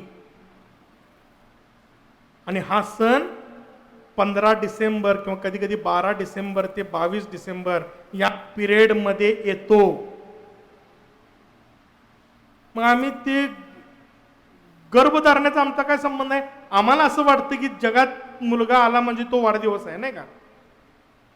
पण परमेश्वराच्या कॅलेंडरमध्ये तुमचा मुलगा कधी जन्मला माहित आहे? जेव्हा तुमच्या आईच्या उदरात तिची जडणघडण व्हायला लागली. देवाचं वचन सांगतं की त्या आईच्या उदरात जडणघडण होत असता मी तुला नावानिशी काय केलेलं आहे, ओळखलेलं नाही का? आम्ही बाहेर आल्यावर नाव देतो आणि मग तो दिवस आम्ही वाढदिवस म्हणतो, नाही का? पण नाही, परमेश्वराचा उद्देश दृष्टिकोन आमच्याकडे बघण्याचा फार वेगळा आहे. लक्षात ठेवा, आम्ही ख्रिस्ती म्हणून आम्ही काय असावं तर आम्हाला परमेश्वराची दृष्टी यावी. म्हणून पाऊल म्हणतो की तुमचे अंतःकरण उघडावेत, ते डोळे उघडावेत, म्हणून मी तुमच्यासाठी प्रार्थना करतो. म्हणजे काय होणार आहे? परमेश्वर जसं बघत आहे तसं आम्हाला ही बघण्याची दृष्टी मिळावी. समजतंय? आणि म्हणून जग बघतं तसं बघू नये. येशू ख्रिस्त गव्हाणीत जन्माला आलेला नाही, तर शरद ऋतूत तो जन्माला आलेला आहे आणि तो त्या मंडपाच्या सणाच्या वेळेस आलेला आहे. जेव्हा आपण तो अभ्यास पूर्ण करणार आहे तेव्हा तुमच्या समोर हे सगळं पिक्चर काय होणार आहे, क्लिअर होणार आहे. लक्षात ठेवा. आणि म्हणून आम्ही काय बघतो आणि परमेश्वराची तारीख कशी आहे, नाही का? बघा, मोशेला पुरलं परमेश्वरानं. कुणी केले प्रेतक्रिया मोशेची? आहे वृत्तांतात कुठे लिहिलंय की ह्यानी पुरलं म्हणून? नाही, परमेश्वरानं स्वतः पुरलं आणि ते कुठं पुरलं हे कुणाला सांगितलं नाही, पण असं लिहिलेलं आहे की परमेश्वरानं मोशेला पुरलं. बरोबर आहे ना? समजा मोशेची कबर असती आणि कधी पुरलं ही तारीख परमेश्वरानं दिली असती, काय झालं असतं? 3 धर्म भांडले असते, लक्षात ठेवा. मुस्लिम लोक भांडले असते कारण तो मूसा आहे. यहुदी लोक भांडले असते, तो मोशे आहे, त्याच्याद्वारे नियमशास्त्र आलं आणि आम्ही त्या युतीच्यात उतरला असतो. तो आमचाही मोशे आहे. हा, येशू ख्रिस्ताला मोशे भेटला.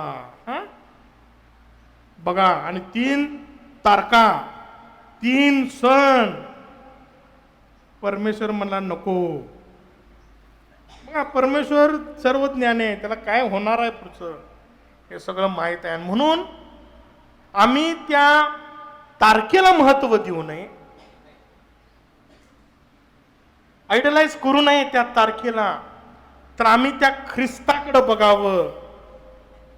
म्हणून ती तारीख आम्हाला सांगितली गेलेली नाही. आजही लोक, महान लोक पुरुषांच्या तारखा इतक्या महत्व देतात की त्या महान व्यक्तीचे विचार सोडून ते तारीख कशी सेलिब्रेट करू, नाही का. काही काहींचे 2-2, 3-3 तारखा आहेत. आणि मग कोण तिथीप्रमाणे, कोण त्याच्याप्रमाणे, कोण शासनाप्रमाणे वेगवेगळ्या तारखा. आणि म्हणून तारखांना महत्व आम्ही देऊ नये. आणि म्हणून परमेश्वरानं ती तारीख, तो वार, तो दिवस दिलेला नाही. पण येशू ख्रिस्त जेव्हा आला तेव्हा असं लिहिलेलं आहे की काळाची पूर्णता झाली तेव्हा देवाने आपल्या पुत्राला पाठवले. स्त्रीपासून जन्मलेला, नियमशास्त्राधीन जन्मलेला असा तो होता. आणि म्हणून आम्ही समजून घेऊ, जरी ही तारीख आणि ही वेळ आम्हाला सांगितली गेलेली नाही, ती प्रगट करण्यात आलेली नाही, तरी ती वेळ होती, ती घटिका परमेश्वराच्या कॅलेंडरमध्ये होती. आणि म्हणूनच देवाचं वचन लिहिलेलं आहे की काळाची पूर्णता झाली. जर तारीख नव्हती, घटिका नव्हती, तर काय पूर्ण होणार होतं. म्हणून देवाच्या कॅलेंडरमध्ये ती तारीख, तो वार आहे, सांगितलेला नाही. पण जर आम्ही ते शोधला तर आम्हाला तो तारीख, वार, ते वर्ष सुद्धा आम्हाला पाहायला मिळतं. कारण परमेश्वराच्या देव संदेशांना परमेश्वरानं काही गोष्टी दिलेल्या आहेत. त्या कशात आहेत? प्रॉफिटिक आहेत. आता दानिएलला 70 आठवड्याचं काय म्हणतो आपण, सप्तकांचा दृष्टांत दिला. त्यात परफेक्ट सांगितलेलं आहे की येशू ख्रिस्त या भूतलावर कधी येणार आहे. आम्ही अभ्यासणार आहे तो पण भाग. आणि पुढचं कसं होणार आहे ऑलरेडी परमेश्वरानं त्याच्या संदेशांना अंशांनी आणि प्रकाराने ते प्रगट केलेलं आहे. फक्त तारीख माहीत नाही, कारण परमेश्वराची आम्ही ते तारखेला महत्व देऊ नये. आणि म्हणून प्रत्येक कॅलेंडरमधील घटनेची जागतिक घोषणा करण्यात आलेली आहे व भविष्यातील घटनेची जागतिक घोषणा परमेश्वर करणार आहे. आणि त्यावेळेस आपल्याला समजणार आहे की बघा, ऑलरेडी ती तारीख आपल्याला माहिती आहे. आणि म्हणून जेव्हा आपण अभ्यास पूर्ण करणार आहे, माझी खात्री आहे की तुम्हाला समजणार आहे की तो पुन्हा आपल्याला घ्यायला कधी येणार आहे. त्यासाठी परमेश्वरानं आपल्याला ऑलरेडी तो दिवस दिलेला आहे. बघा, परमेश्वरानं प्रत्येक वेळेस त्याचं हे बदललेलं आहे, सांगण्याची पद्धत बदललेली आहे. आता आम्ही जेव्हा भविष्याकडे बघत आहोत, परमेश्वरानं आम्हाला तो येणार आहे तुताऱ्याच्या सणाच्या दिवशी आपल्याला सांगितलेलं आहे की परमेश्वराच्या कॅलेंडरमध्ये तुताऱ्याचा सण कधी असणार आहे. समजते तुम्हाला? तो तुताऱ्याच्या सणाला 100% येणार आहे. तो वेळ त्याच वेळेस घडणार आहे. त्या सणाचा अभ्यास जेव्हा आम्ही करणार आहे, आम्हाला समजणार आहे की तो सण कसा पाळला जात होता. तसा येशू ख्रिस्त तो सण पाळायला येणार आहे. म्हणजे आपल्याला 2 गोष्टी माहित आहेत, तो दिवस माहित आहे आणि तो ऋतू माहित आहे. समजते? पण येशू ख्रिस्त म्हणतो तो कुठल्या वर्षी येणार आहे तो म्हणतो मला माहित नाही. म्हणून आपण जास्त सावध असणं गरजेचं आहे. आपल्याला 2 गोष्टी माहित आहेत, पण की तो 100% येणार आहे. दुसरी गोष्ट, तो त्याच्या घटकेला येणार आहे आणि ती घटकाही आम्हाला माहित आहे. परमेश्वरानं त्याच्या प्रत्येक घटका होणार आहेत त्याला परमेश्वराने एक सण दिलेला आहे. आणि म्हणून हा पॅटर्न शिकत असताना आम्ही सणांचाही अभ्यास करणं फार गरजेचं आहे. कारण त्या दिवशी तो काय करणार आहे हे दाखवण्यासाठी ते सण परमेश्वरानं दिले. आणि प्रत्येक गोष्ट तो करणार आहे. आणि हे सण अशासाठी दिले की आम्ही त्या सणामध्ये आनंद करावा. आणि मग सण उद्या आहे, मग आम्ही काय करावी, आधी काय करावी, त्याची तयारी करावी. नाही सणाच्या दिवशी बुग्या नाही, सणाच्या दिवशी कपडे शिवतो का आपण, नाही, त्याच्या आधी 15 दिवस, महिना आधीच 15 दिवस, पण टेलर म्हणतो नाही आता फुलाय, महिना आधी काय करायला लागतं, तयारी करायला लागतं. मग आता जर येशू ख्रिस्त येणार आहे, आता पुढचा टप्पा तोच आहे, तो येणार आहे. आता जर तो येणार आहे तर येशू ख्रिस्त म्हणतो ती वेळ कधी आहे ती त्या पित्यालाच माहित आहे. बरोबर आहे, तो म्हणतो ते पित्याला माहित आहे. पण पित्यानं ऑलरेडी आपल्याला सांगितलेलं आहे या निवास मंडळाच्या मनात की त्याला मी कधी पाठवणार आहे, कुठल्या सणाला पाठवणार आहे, आणि तो सण कसा पाळला की जात होता आणि तो कसा पाळणार आहे. पण वर्ष आपल्याला माहीत नाही. कोण तुम्हाला वर्ष सांगत असेल तर त्याच्या नादी लागू नका. आजकाल बरंच ट्रिक आहे. आणि आता परवाच एक प्रॉफेसीमध्ये 2023 शेवटचं सांगितलेलं आहे. पण बायबल सांगतं की तसं नाही. आणि आम्ही हिब्रू शिकणार आहोत. तिथं आम्ही शिकणार आहोत की परमेश्वराचं येणं रात्री होणार आहे. हे हिब्रू जर आम्ही शिकलो तर आम्हाला समजणार आहे की रात्रीच तो येणार आहे. म्हणजे बघा किती परमेश्वरानं आपल्याला भारी सांगितलेलं आहे. तो कधी येणार आहे, दिवसा येणार नाही, म्हणजे आपण रात्री जागा असावं. समजतंय? आणि हे तुम्ही मराठी इंग्लिश किती अभ्यासा थिओलॉजीमध्ये, तुम्हाला त्याचा अर्थ कधी समजणार नाही जोपर्यंत आम्ही हिब्रू शब्दाचा अर्थ समजणार नाही. आणि म्हणून परमेश्वराचा न्यायाचा शब्द आणि त्याच्या सिंहासनाचा शब्द आणि पौर्णिमा अमावस्याचा शब्द एकच आहे. समजलं? इतकं सुंदर हे हिब्रू भाषेचं रहस्य आहे. आणि म्हणून आम्हाला त्या सगळ्या गोष्टीचा जेव्हा अभ्यास करतो आम्हाला समजतं की तो त्याच्या न्यायासनावर कधी बसणार आहे. पौर्णिमेला नाही तर अमावस्या. म्हणजे कधी अमावस्या काय, रात्र आहे, आणि तो रात्री येणार आहे. आणि मग आम्हाला पाहायला मिळतं. मग आम्हाला आठवतं, अरे नव्या काळात आपल्याला ऑलरेडी सांगितलेलं आहे. ते कोण आहे त्या 10 कुमारिका आहेत, दिवसा आला का रात्री आला, मग आम्हाला समजणार आहे हे बरोबर लिहिलेलं आहे, तो रात्री तिकडेही आलेला आहे. आणि जुना करार ऑलरेडी आम्हाला सांगत आहे की तो रात्री येणार आहे. आणि हिब्रूचा अभ्यास केल्यावर आणि आम्हाला समज, अरे खरंच आहे. म्हणून तरी दोन्ही शब्द एकच शब्द लिहिलेला आहे. किस हा शब्द किंवा केस असा हा शब्द आहे जो स्ट्रॉंग्समध्ये 3786 3788, तुम्ही घरी जाऊन हिब्रूचे आम्ही अभ्यास करतो, त्या स्ट्रॉंग्समध्ये त्या शब्दाचा अर्थ शोधा. दोन्ही लागूनच आहेत, दोन्ही एकच शब्द आहेत. पण एकाकडं देवाचं न्यायासन आहे, त्याचं सिंहासन आहे, आणि एकाकडं न्यू मून अमावस्या आहे. प्रियानो, इतकं सुंदर देवाचं वचन आहे. आता देवाचं वचन काय सांगतं बघा. आणि म्हणून आम्ही ह्याचा अभ्यास करत असताना ह्या नमुन्याप्रमाणे, परमेश्वरानं दिलेल्या नमुन्याप्रमाणे ख्रिस्तानं जे कार्य करण्यास सुरुवात केलेलं आहे, तो जे कार्य केलेलं आहे त्याने, जो तो करत आहे आणि जो करणार आहे, हे आम्ही पाहावं. आणि हे आम्ही का पाहू, याचा अभ्यास का करावा.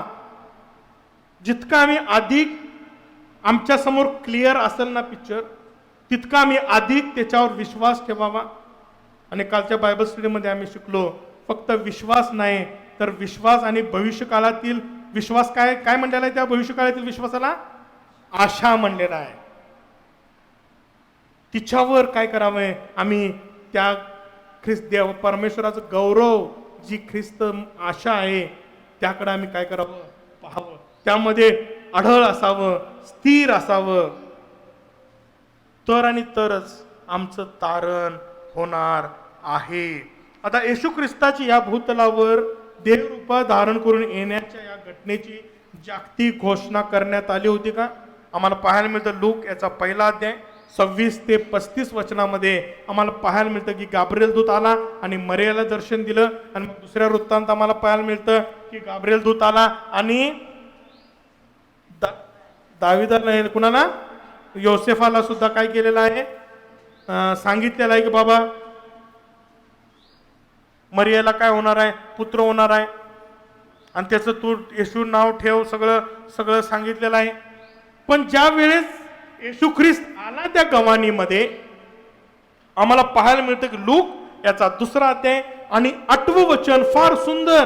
बघा, जितकी मोठी घोषणा तितकं आम्ही जास्त लक्ष द्यावं. लक्षात ठेवा, त्याच परिसरात मेंढपाळ रानात राहून रात्रीच्या वेळी आपले कळप राखीत होते, तेव्हा प्रभूचा दूत त्यांच्याजवळ उभा राहिला. प्रभूचे तेज त्याच्या भोवती प्रकाशले आणि त्यांना मोठी भीती वाटली. तेव्हा देवदूत त्यांना म्हणाला, भिवू नका, कारण हा जो मोठा आनंद सर्व लोकांस होणार आहे त्याची सुवार्ता मी तुम्हाला सांगतो, ती ही की तुम्हासाठी आज दाविदाच्या गावात तारणारा जन्मलेला आहे. तो ख्रिस्त प्रभू आहे. आणि तुम्हाला खून ही की बाळंत्याने गुंडाळलेले व गवानीत ठेवलेले एक बालक तुम्हाला आढळले. इतक्या स्वर्गातील सैन्याचा समुदाय त्या देवदूताजवळ अकस्मात प्रकट झाला आणि देवदूत देवाची स्तुती करत म्हणाले, उर्दवलं की देवाला गौरव आणि पृथ्वीवर ज्यावर त्याचा प्रसाद झाला आहे त्या मनुष्यात शांती.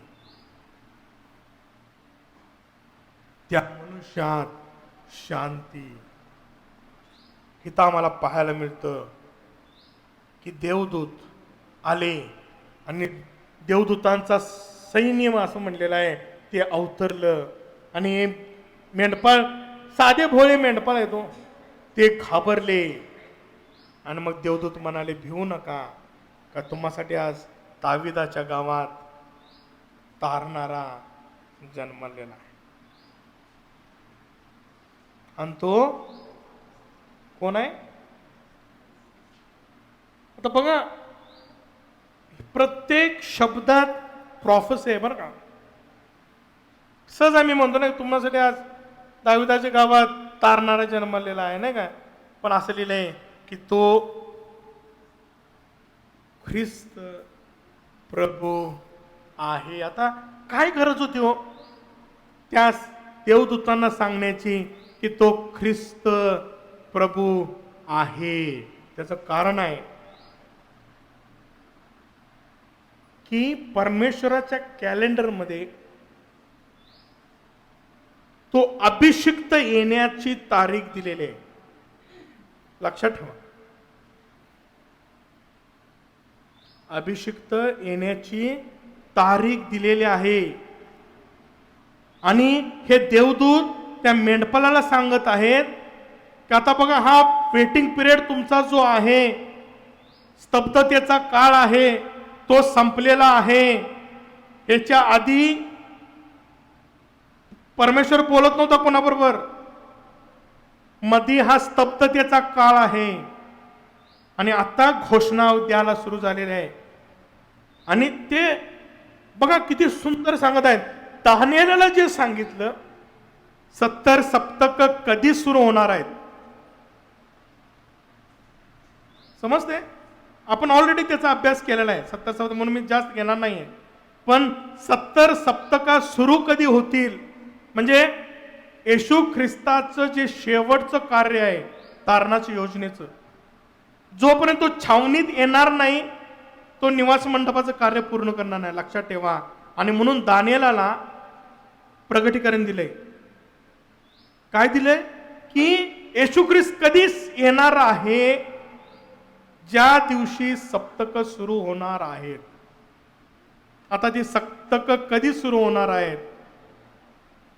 तर जेव्हा यरूशलेमेचा काय होणार आहे, जीर्णोद्धार होणार आहे. तो कधी झाला पुढच्या वेळेस आपण पुढच्या उपासनेमध्ये आम्ही करणार आहे की एजरा जो नेहम्यानं मंदिर बांधलं नाही का, कोट बांधले आणि मग जीर्णोद्धार झाला, तिथून तो म्हणतो आता मीटर चालू झालं. आता काय झालेलं आहे, कॅलेंडर सुरू झालेलं आहे, त्या घटनेचं कॅलेंडर. आता तो म्हणतो हिथून आता मोजायला काय करा तुम्ही, चालू करा ना. आता तो कधी होणार आहे, तो अभिषिक्त येणार आहे. अभिषिक्त म्हणजे काय, अनॉइंटेड. समजते? अभिषिक्त मराठीमध्ये अभिषिक्त, इंग्लिशमध्ये अनॉइंटेड आणि ग्रीकमध्ये ख्रिस्टोस, क्राइस्ट, ख्रिस्त. आता हे तिन्ही शब्द एकच आहेत बरं, तिन्ही वेगवेगळ्या भाषेत आहेत. आता अभिषिक्त अनॉइंटेड कधी येणार आहे, ख्रिस्त कधी येणार आहे. आता तो म्हणतो बाळंत्याने गुंडाळलेले व गव्हाणी ठेवलेले एक बालक तुम्हाला आढळले. इतक्यात स्वर्गात 11 वचन सांगते, तीही की तुमच्यासाठी आज दाविदाच्या गावात तारणारा जन्मलेला आहे. आता ज्या ख्रिस्ताची तुम्ही वाट बघत आहात, आता तिथून ते तारीख सुरू झालेली आहे. त्या तारणाची योजनेची सुरुवात, जी छाया होती, आता वास्तविक स्वरूपाला सुरू होणार आहे. तो म्हणतो आता तो ख्रिस्त जो अभिषिक्त येणार आहे. आणि लक्षात ठेवा, 70 सप्तकाची सुरुवातच आहे की त्या अभिषिक्त येणार आहे. तो अभिषिक्त कधी येणार आहे, त्याची वर्ष त्याला परमेश्वरानं काय केलेले आहेत, सुरुवात केलेली आहे. आणि म्हणून आम्ही बघितलं की त्याचे येण्याची सुरुवात झालेली आहे. आता पुढच्या वेळेस आपण बघा एक तारीख बघूया आपण आणि मग आपण थांबूया. एजरा याचा 7वा अध्याय आणि 11व्या वचनापासून काही वचन आपण वाचूया. त्याच्या आधी जरा दानियल 9 वाचूया आपण. माईक लावून बोला कोणतरी. दानियल याचा 9वा अध्याय 24 पासून जरा पुढं वचन वाचा. हे आपण ऍक्च्युली पुढच्या वेळेस आपण अभ्यासणार आहोत. फक्त तुम्हाला त्याची कल्पना यावी, तुम्ही त्याचा जर अभ्यास करून आला तर तुम्हाला अधिक चांगल्या रीतीने समजेल, म्हणून मी तुम्हाला सांगत आहे. दानियल याचा 9वा अध्याय 24 पासून. आज्ञाभंगाची समाप्ती व्हावी, पातकांचा अंत व्हावा. आज्ञाभंगाची समाप्ती व्हावी. आता हे बघा, ह्याच्यापर्यंत सगळं आज्ञाभंग होता, पाप होतं, लोक देवाच्या क्रोधाखाली होते, पापामध्ये चाललेले होते. आता ह्याचा अंत व्हावा. पुढं पातकांचा अंत व्हावा, पातकांचा अंत व्हावा. अधर्माबद्दल प्रायश्चित्त करावे. अधर्माबद्दल बघा, येशू ख्रिस्त का आलेला आहे, प्रायश्चित्ताचा सण त्यांना पूर्ण करायला. लक्षात ठेवा, शेवटचा सण, शेवटून दुसरा सण म्हणेन मी, किंवा निवास मंडपातील शेवटचा सण कुठला पूर्ण करणार आहे, तर तो प्रायश्चित्ताचा सण होणार आहे. तो म्हणतो अधर्मासाठी प्रायश्चित्त करण्यासाठी. बघा, परमेश्वर म्हणतो प्रारंभी शेवट डिक्लेअर केलेला आहे परमेश्वरानं. काय म्हणतो त्या भविष्यात, अधर्मासाठी प्रायश्चित्त करण्यासाठी सनातन धार्मिकता उदयास आणावी. सनातन धार्मिकता उदयास आणावी. दृष्टांत व संदेश मुद्रित करावे. दृष्टांत आणि संदेश मुद्रित करावेत. आणि जो परम पवित्र त्याला अभिषेक करावा. आणि जो परम पवित्र त्याला अभिषेक करावा. हे घडून येण्यासाठी, हे घडून येण्यासाठी तुझे लोक व तुझे पवित्र नगर, तुझे लोक व तुझे पवित्र नगर, या संबंधाने 70 सप्तके ठरली आहे. या संदर्भाने 70 सप्तक ठरलेले आहेत. तो म्हणतो या सगळ्या घटना ज्या घडणार आहेत त्याला परमेश्वराने किती सप्तक ठेवलेले आहेत, 70 सप्तक ठेवलेले आहेत. 70 आठवडे धरून चाला, परमेश्वर म्हणतो मी ठेवलेले आहेत. पुढं हे कळून येऊ दे व समजून घे हे कळून येऊ दे तुम्हाला आणि हे तू नीट समजून घे. हा, आणि म्हणून आम्ही कळून घ्यावं आणि हे नीट समजून घ्यावं की यरुशलेमेचा जीर्णोद्धार करण्याची आज्ञा झाल्यापासून. हा, आता बघा तो म्हणतो की ही सुरुवात कधून होणार आहे. ही सुरुवात या घटनेला, या 70 सप्तकाला कधी सुरू करणार आहे. अभिषेकाला तो अभिषेक, पवित्र अभिषेक येऊन तो प्रायश्चित्ताचा सण, अधर्माचा नाश, धार्मिकतेचं सुरुवात कधी करणार आहे. तर त्याला परमेश्वरानं सुरुवात सांगितलेलं आहे की ती घोषणा होणार आहे. त्याला काय होणार आहे तर यरुशलेमेचा जीर्णोद्धार करण्याची आज्ञा आता झाल्यापासून. ही आज्ञा कधी झाली माहित आहे. यरुशलेमेचा जीर्णोद्धार झालेला आहे. त्या आज्ञेनंतर तो म्हणतो की आता इथून तुम्ही काय करा, त्या तारखेपासून मोजायला सुरू करा. परमेश्वर म्हणतो माझा घड्याळाचा ती घटिका चालू होणार आहे. तोपर्यंत चालू होणार नाही, तोपर्यंत लोक अधर्मात असणार आहेत. पण परमेश्वर म्हणतो आता ही घड्याळ कधी चालू होणार आहे. ती घोषणा झाल्यावर. आता ही घोषणा कधी झाली. 2 मिनिट आता इथंच आपण थांबूया आणि पुढे जरा जाऊन बघूया काय म्हणतंय ते वचन. हा, तेच वचन पुढे वाचा. अभिषिक्त अधिपती असा जो तो येईपर्यंत. हा, बघा अभिषिक्त म्हणजेच नव्या करातला ख्रिस्त. समजते तुम्हाला. जुन्या करातला अभिषिक्त, अनॉइंटेड वन, त्यालाच ग्रीक मध्ये ख्रिस्टोस म्हणलेला आहे. ख्रिस्त. समजते. अनॉइंटेड, अभिषिक्त आणि ख्रिस्त एकच आहे, एकच शब्द आहे. 3 वेगवेगळ्या भाषेमध्ये आहे. काय लिहिलेलं आहे अभिषिक्त अधिपती असा जो हा. तो येईपर्यंत हा. 7 सप्तकांचा अवकाश आहे. हा, आता लक्षात ठेवा. तो येईपर्यंत 7 सप्तकांचा काय आहे, अवकाश आहे. आता ही सप्तक कधी चालू होणार आहेत, ज्यावेळेस यरुशलेमेच्या जीर्णोद्धाराचा घोषणा केली जाणार आहे. लक्षात ठेवा. म्हणून प्रत्येक गोष्टीच्या आधी मी काय सांगत आहे, घोषणा आहे. आणि घोषणा झालेली आहे. कधी झालेल्या आहेत आपण 2 मिनिटात बघणार आहे. आणि त्या घोषणेनंतर 70 सप्तक ठेवलेले आहेत. कुणासाठी. ख्रिस्त जो अनॉइंटेड आहे, अभिषिक्त आहे आणि कोण आहे तो अधिपती आहे, त्याच्या येण्याला. आता बघा देवदूत काय म्हणत आहे त्या मेंढपाळांना. कोण आलेला आहे, ख्रिस्त आलेला आहे. आता बघा इकडं पण सांगितलेलं आहे की ख्रिस्त येणार आहे जुन्या करारात आणि ते घड्याळ चालू होणार आहे.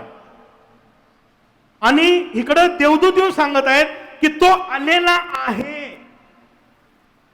आता आपल्याला हे बघणं गरजेचं आहे की जेव्हा देवदूताने त्यांना सांगितलं आलेला आहे आणि जेव्हा ते येणार आहे म्हणून जुन्या करारात सांगितलेलं आहे, ते एकत्र येणं त्याच तारखेला काय आहे. जर देवाच्या कॅलेंडर मध्ये ती वेळ आहे तर दोन्ही एका ठिकाणीच यायला पाहिजे. बरोबर आहे. आता आपण जरा बघूया. हा, आता ह्या सुरुवात कधी झालेली आहे, जीर्णोद्धाराचं काय झाल्यावर, घोषणा झाल्यावर. आता ही घोषणा कधी झाली माहिती आहे तुम्हाला. आता नेहम्याच्या काळात हे कोण होता, याजक कोण होता, एजरा होता. लक्षात ठेवा. आता एजरेच्या पुस्तकामध्ये राजा कोण आहे, अर्थशास्त्र राजा आहे, जो नेहम्याच्याही पुस्तकामध्ये आहे. आणि आम्ही नेहम्याचं पुस्तक ऑलरेडी 1-1.5 वर्ष अभ्यासलेलं आहे.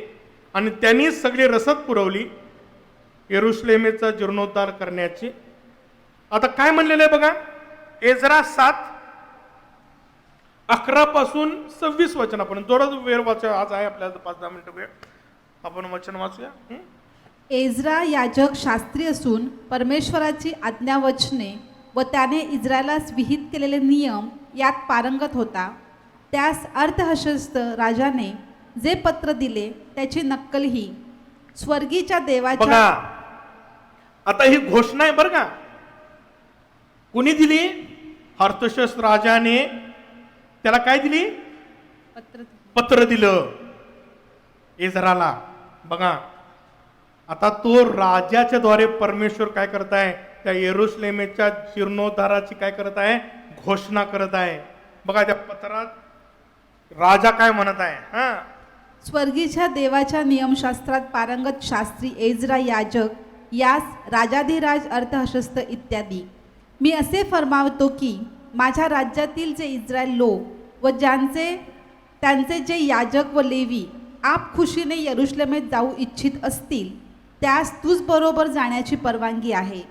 तुझजवळ जे देवाचे धर्मशास्त्र आहे तदनुसार यहुदा व यरुशलेम यांची स्थिती आहे किंवा कसे याचा तपास करावा म्हणून राजा व त्याचे 7 मंत्री याचकडून तुला रवाना करण्यात येत आहे.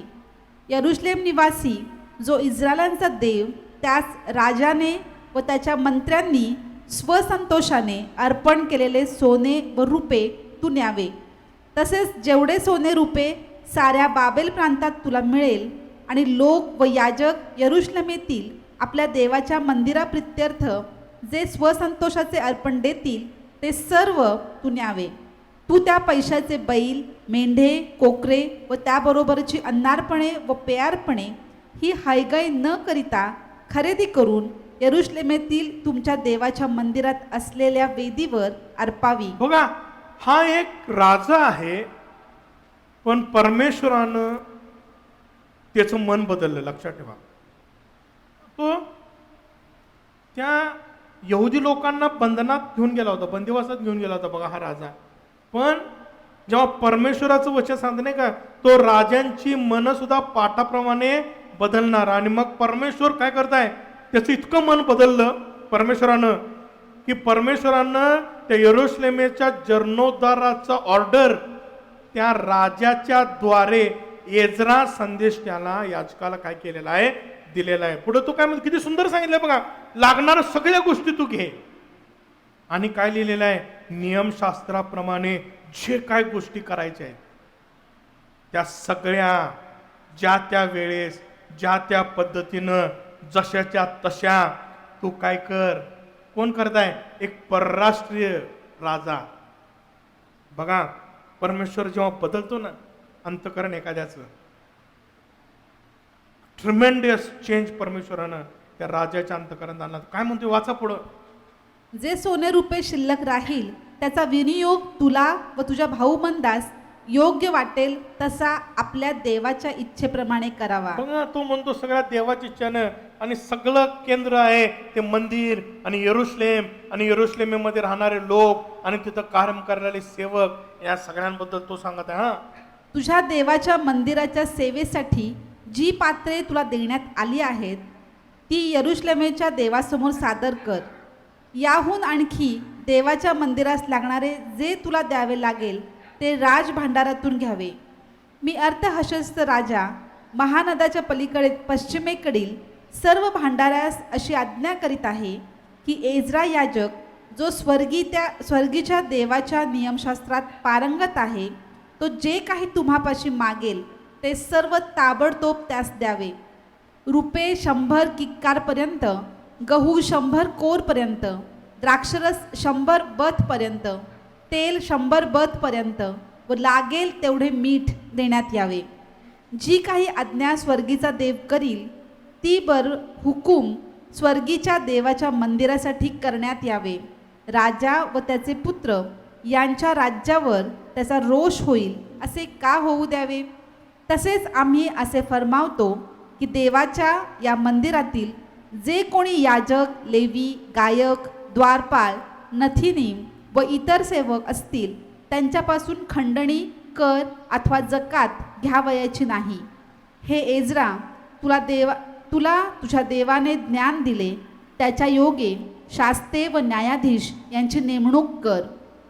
तुझ्या देवाचे नियमशास्त्र जाणणाऱ्या अशा त्या महानदाच्या पश्चिमेकडील साऱ्या रहिवाशांचा त्यांनी न्याय इन्साफ करावा आणि त्या संबंधाने जे अज्ञानी आहेत त्यास तुम्ही शिकवावे.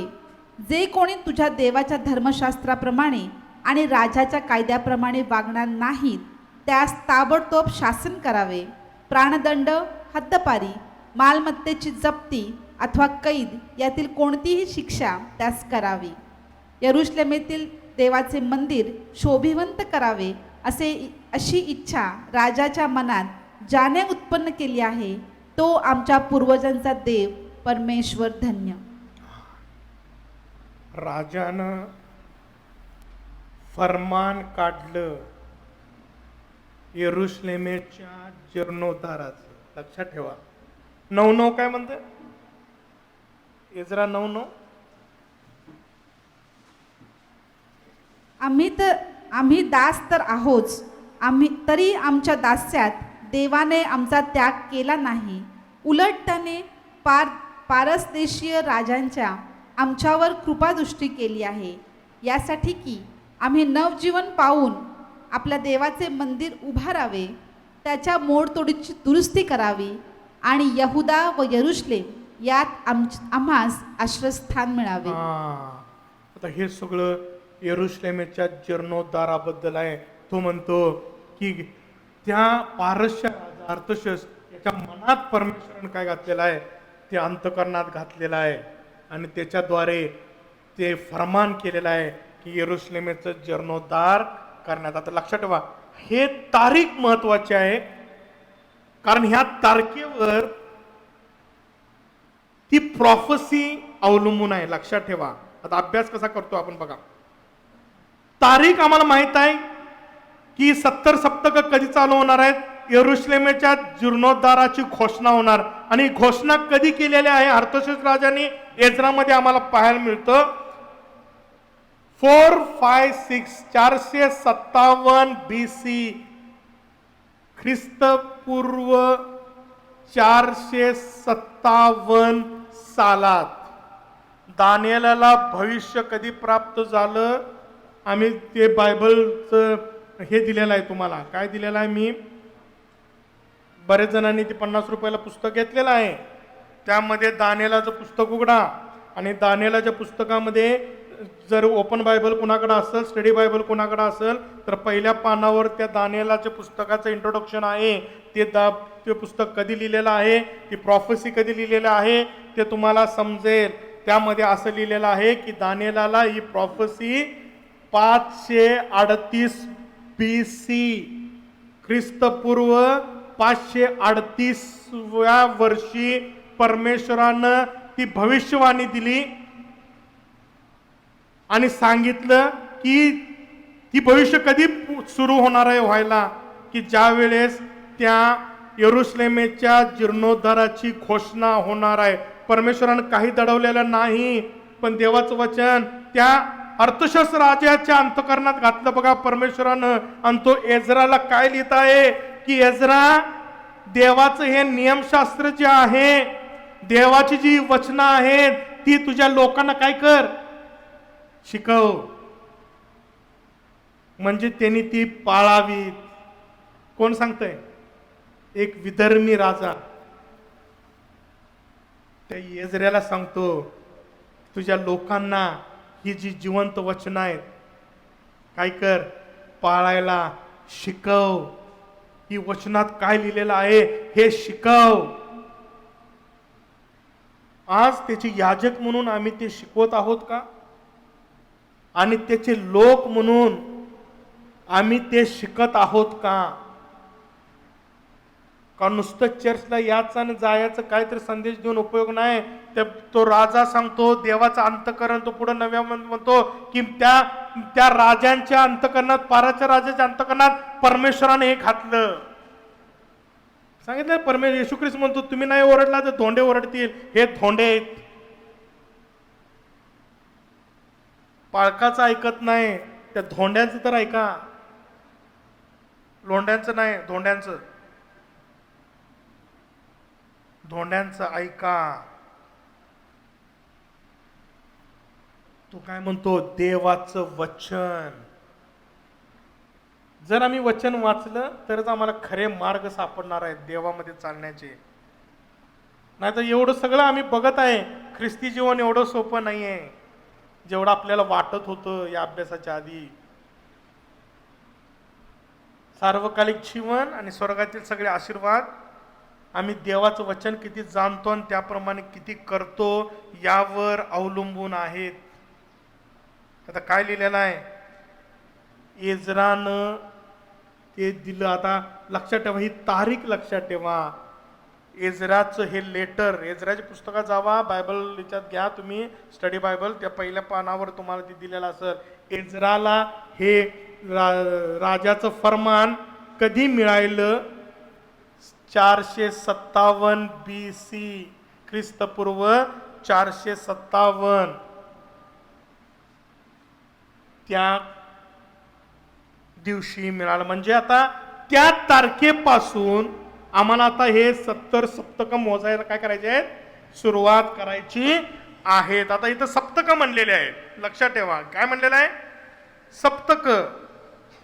आता हे मोजायची कशी? 7 आठवडे म्हणले पालकसाहेब, 400 अजून 457 वर्षे येशू ख्रिस्त येणार आहे, नाही का? हे कसं आहे? आता परमेश्वरानं हेही आम्हाला सांगितलेलं आहे. परमेश्वराच्या दृष्टीनं काय काय आहे आता जरा बघूया आपण. हा, उघड्या गणना याचा 14वा अध्याय आणि 34वा वचन. गणना याचा 14वा अध्याय आणि 34वा वचन. देश हेरावयाला जे 40 दिवस लागले, त्यातील प्रत्येक आता दिवसामागे तो म्हणतो की देश हेरायला किती दिवस लागले? 40 दिवस लागले.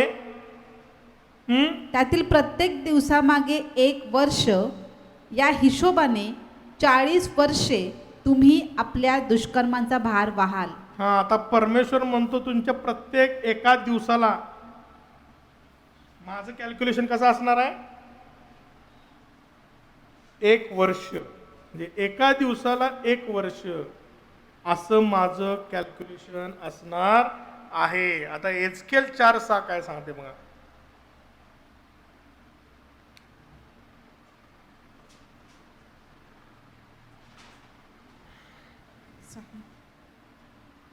पुन्हा ते दिवस संपल्यावर तू उजव्या कुशीवर नीज व 40 दिवस यहुदा घराण्याच्या अधर्माचा भार वहा.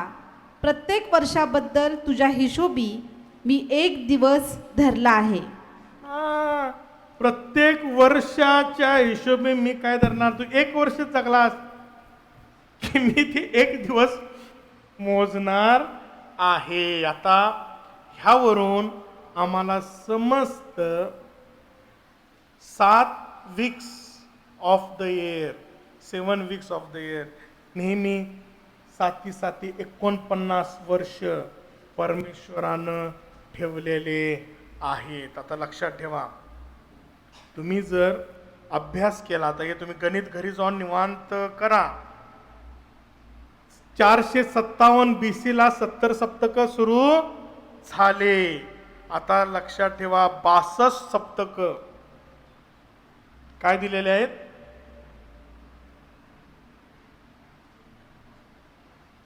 त्या अभिषिक्ताचं काय लिहिलेलं आहे? सुरुवात झालेली आहे 70 सप्तक. आता आपण पुढच्या वेळेस याचा डिटेल आपण अभ्यास करणार, कारण आपण येशू ख्रिस्ताचा बाप्तिस्मा कधी झाला त्याचा अभ्यास आम्ही करणार आहे.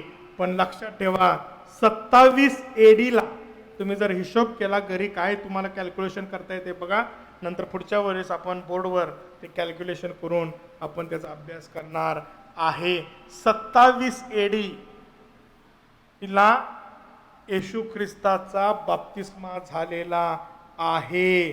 आणि जर हिशोब केला या सगळ्या अभ्यासात की 31 AD ला येशू ख्रिस्ताचा वधस्तंभावर मरण येशू ख्रिस्त पावलेला आहे.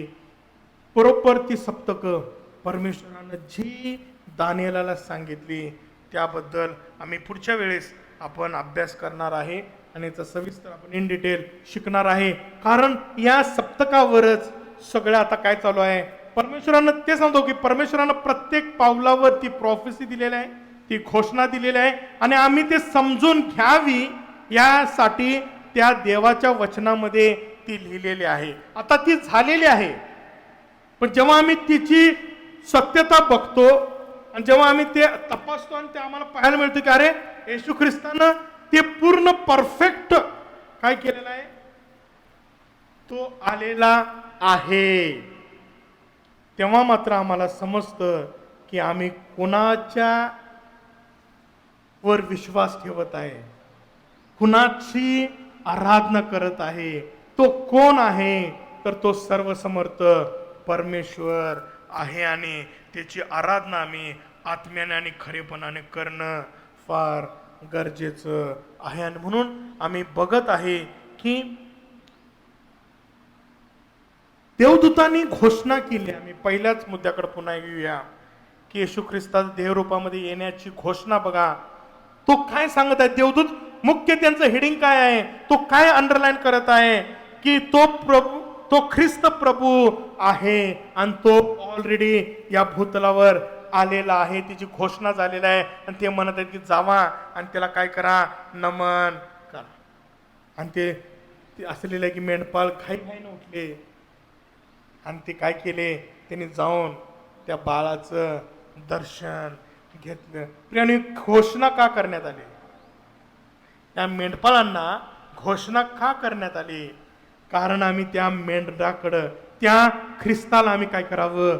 भेटावं. प्रियानो, आजही परमेश्वर तुम्हाला ही घोषणा करत आहे. हे कॅलेंडर शिकवून तो सांगत आहे की बघा ख्रिस्त आलेला आहे. आम्ही काय करावं? आम्ही लगबगीनं त्या ख्रिस्ताला भेटायला आम्ही जाऊ. आहे का हो आमच्यामध्ये ती ख्रिस्ताला भेटण्याची लगबग? कधी त्यांना दिलं? त्यांना दृष्टांत कधी दिला? मेंढपाळ रानात राहून कधी दिवसा होते का? रात्री. पाळक साहेबांनी फोन केला, रात्री या चर्चला, येणार का? येशू ख्रिस्ताला भेटायचं आहे आणि जावा. पालक साहेब, इथं आम्ही 11ला नीट टायमात पोहोचत नाही.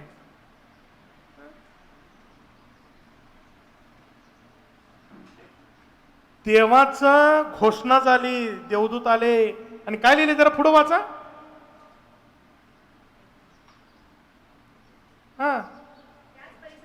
नाही, पुढं शेवटती झाल्यानंतर काय झालं? ते मेंढपाळांचं रिॲक्शन काय होते त्याच्यावर?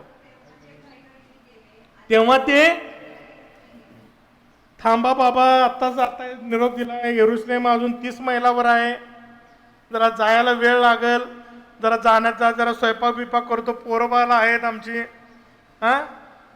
म्हणले का? काय लिहिलंय? कुठं? त्या ख्रिस्ताला भेटायला कसे गेले? प्रियानो, एक लक्षात ठेवा, ख्रिस्ताला भेटायची घाई केली तरच तुम्हाला त्याचं दर्शन मिळणार आहे, तरच तुम्हाला ख्रिस्ताचे आशीर्वाद मिळणार आहेत. लक्षात ठेवा, परमेश्वर तुमच्याकडे बघत आहे. तुम्ही त्या ख्रिस्ताला किती गांभीर्याने घेत आहात, त्या ख्रिस्ताला किती सिरियस घेत आहात, त्या ख्रिस्ताला भेटण्याची तुमच्यामध्ये किती आतुरता आहे. का हो आमच्यामध्ये आशीर्वाद नाही आहेत? किती पाळक साहेबांना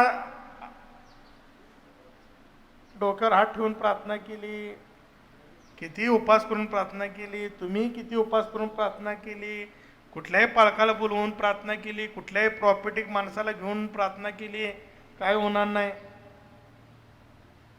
जोपर्यंत आमच्या अंतःकरणात त्या ख्रिस्ताला भेटण्याची उत्कंठा नसणार. अहो, हे सगळं आशीर्वाद ख्रिस्ताद्वारेच मिळणार आहे तुम्हाला. पण त्या ख्रिस्ताला जर भेटायची तुम्हाला उत्कंठा नाहीये, जर त्या ख्रिस्ताला भेटायची तुम्ही आयुष्यात कधी घाई केलेली नाही,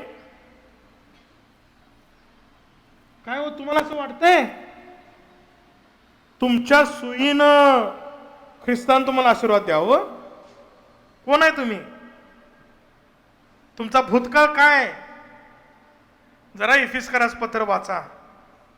आणि म्हणून आम्ही अभ्यासक्रम तुमची तयारी व्हावी म्हणून आम्ही त्या टप्प्याटप्प्यानं पहिले इफिस्करास पत्र घेतलं, त्याच्या आधी योहानाचं पत्र घेतलं,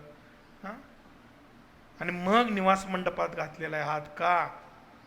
कारण तुम्हाला ते नीट समजावं की आमची भूतकाळ आमचा भयानक आहे साहेब. आम्ही पापात होतो, आम्ही अंधकार होतो, आम्ही मरणात होतो, मरण आमच्यावर राज्य करत होतं. देवाच्या योजनेचे बाहेरचे होतो, परराष्ट्रीय होतो. कोण विचारत नव्हतं आम्हाला. तो ख्रिस्त आलेला आहे तुम्हाला विचारायला आणि तुमचं तारण करायला. पण त्या ख्रिस्ताला भेटायची घाई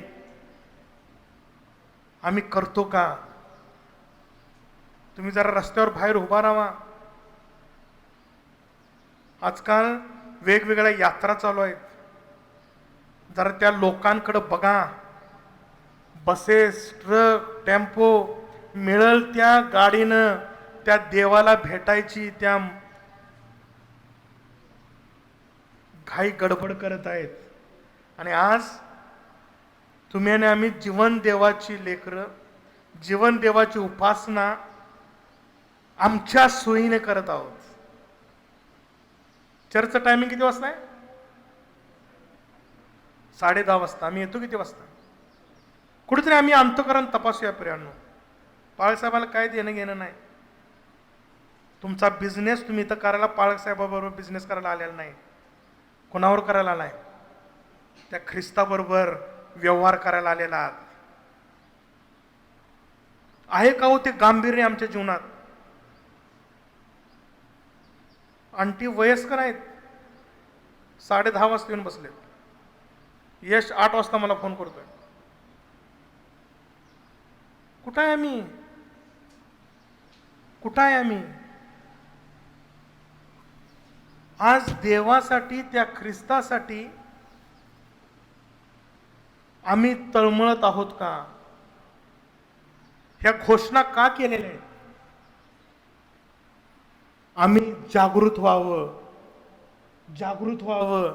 आणि ज्या मेंढपाळानं जी घाई केली, देवाचं वचन सांगते आम्ही तारण प्राप्ती करण्यासाठी काय करावी? ती घाई करावी. आणि जर घाई केली नाही तर एक दिवस आमची गत त्या 10 कुमारीतील मूर्ख कुमारिकासारखं होणार आहे. आणि बघूया, पालक म्हणतात म्हणू देत, पालकाला काय फरक पडत नाही. ख्रिस्तालाही फरक पडणार नाही जर तुम्ही ती घोषणा ऐकून जरी त्याच्याप्रमाणे जर चालत नसाल. तर परमेश्वर म्हणणार आहे मी पुत्राला पाठवलं, घोषणा केली, लोकांना सांगितलं, तुम्ही नव्हता पण तुमच्यासाठी देवाच्या वचनामध्ये लिहून ठेवलेला आहे. ती जर तुम्ही ऐकून जर घाई करत नाही, ती जर ऐकून तुम्ही त्या ख्रिस्ताला अनुसरत नाही, तर तुमच्यासारखे दुर्दैवी जगात कोणीही नाही. बघा, ज्यांना घोषणा समजली नाही एक वेळ त्यांनी तारले जातील, पण ज्यांना घोषणा झालेली आहे, परमेश्वर तुम्हाला विचारणार आहे, तुम्हाला माहित होतं. आता तुमच्याकडे एक्सक्यूज नाही आहे, तेव्हा मला माहित नव्हतं. सांगणार आहे या तारखेला पाळक साहेबांनी तुम्हाला सांगितलं होतं. तुम्ही हसला, तुम्ही गांभीर्यानं बसला, पण पुढच्या रविवारी येरे माझ्या मागल्या केलं. आम्ही आमचे आशीर्वाद काय करत आहोत? गमावत आहोत. आम्ही ख्रिस्ताला गांभीर्याने घ्यावं आणि ह्या तारणाच्या योजनेला सुद्धा काय घ्यावं? गांभीर्याने घ्यावं. कारण परमेश्वराने जगाच्या स्थापनेपूर्वी ही योजना तुमच्यासाठी आणि माझ्यासाठी आखलेली आहे, त्याच्या मंडळीसाठी आखलेली आहे. आणि जितकं आम्ही या योजना नीट समजून घेऊ आणि आम्ही त्या योजनेवर स्थिर उभा राहू, तेव्हाच आम्ही खऱ्या अर्थानं त्या परमपवित्र स्थानापर्यंत आम्ही पोचणार आहोत. आपण डोळे बंद करूया. हे आमच्या महान परमेश्वरा, पुन्हा एकदा ही सुंदरशी वेळ प्रभू तू आम्हाला दिलीस आणि या वेळेमध्ये प्रभू तू आम्हाला चालवलंस. आणि प्रभू तुझी योजना आमच्या जीवनात किती महत्वाच्या गोष्टी घडवत आहे. प्रत्येक गोष्टीला प्रभू तू वेळ ठरवून दिलेली आहेस आणि प्रत्येक निर्मिती आणि प्रत्येक तुझी योजना त्या वेळेप्रमाणे चाललेली आहे प्रभू. आम्ही ती वेळ जाणून घ्यावी आणि प्रभू त्या वेळेचा सदुपयोग करावा. त्या वेळेच्या आधी प्रभू आम्ही तुझ्यासाठी तयार असावं. प्रत्येक गोष्टीमध्ये प्रभू तुला मिळवण्यासाठी आम्ही घाई करावी, लगबग करावी.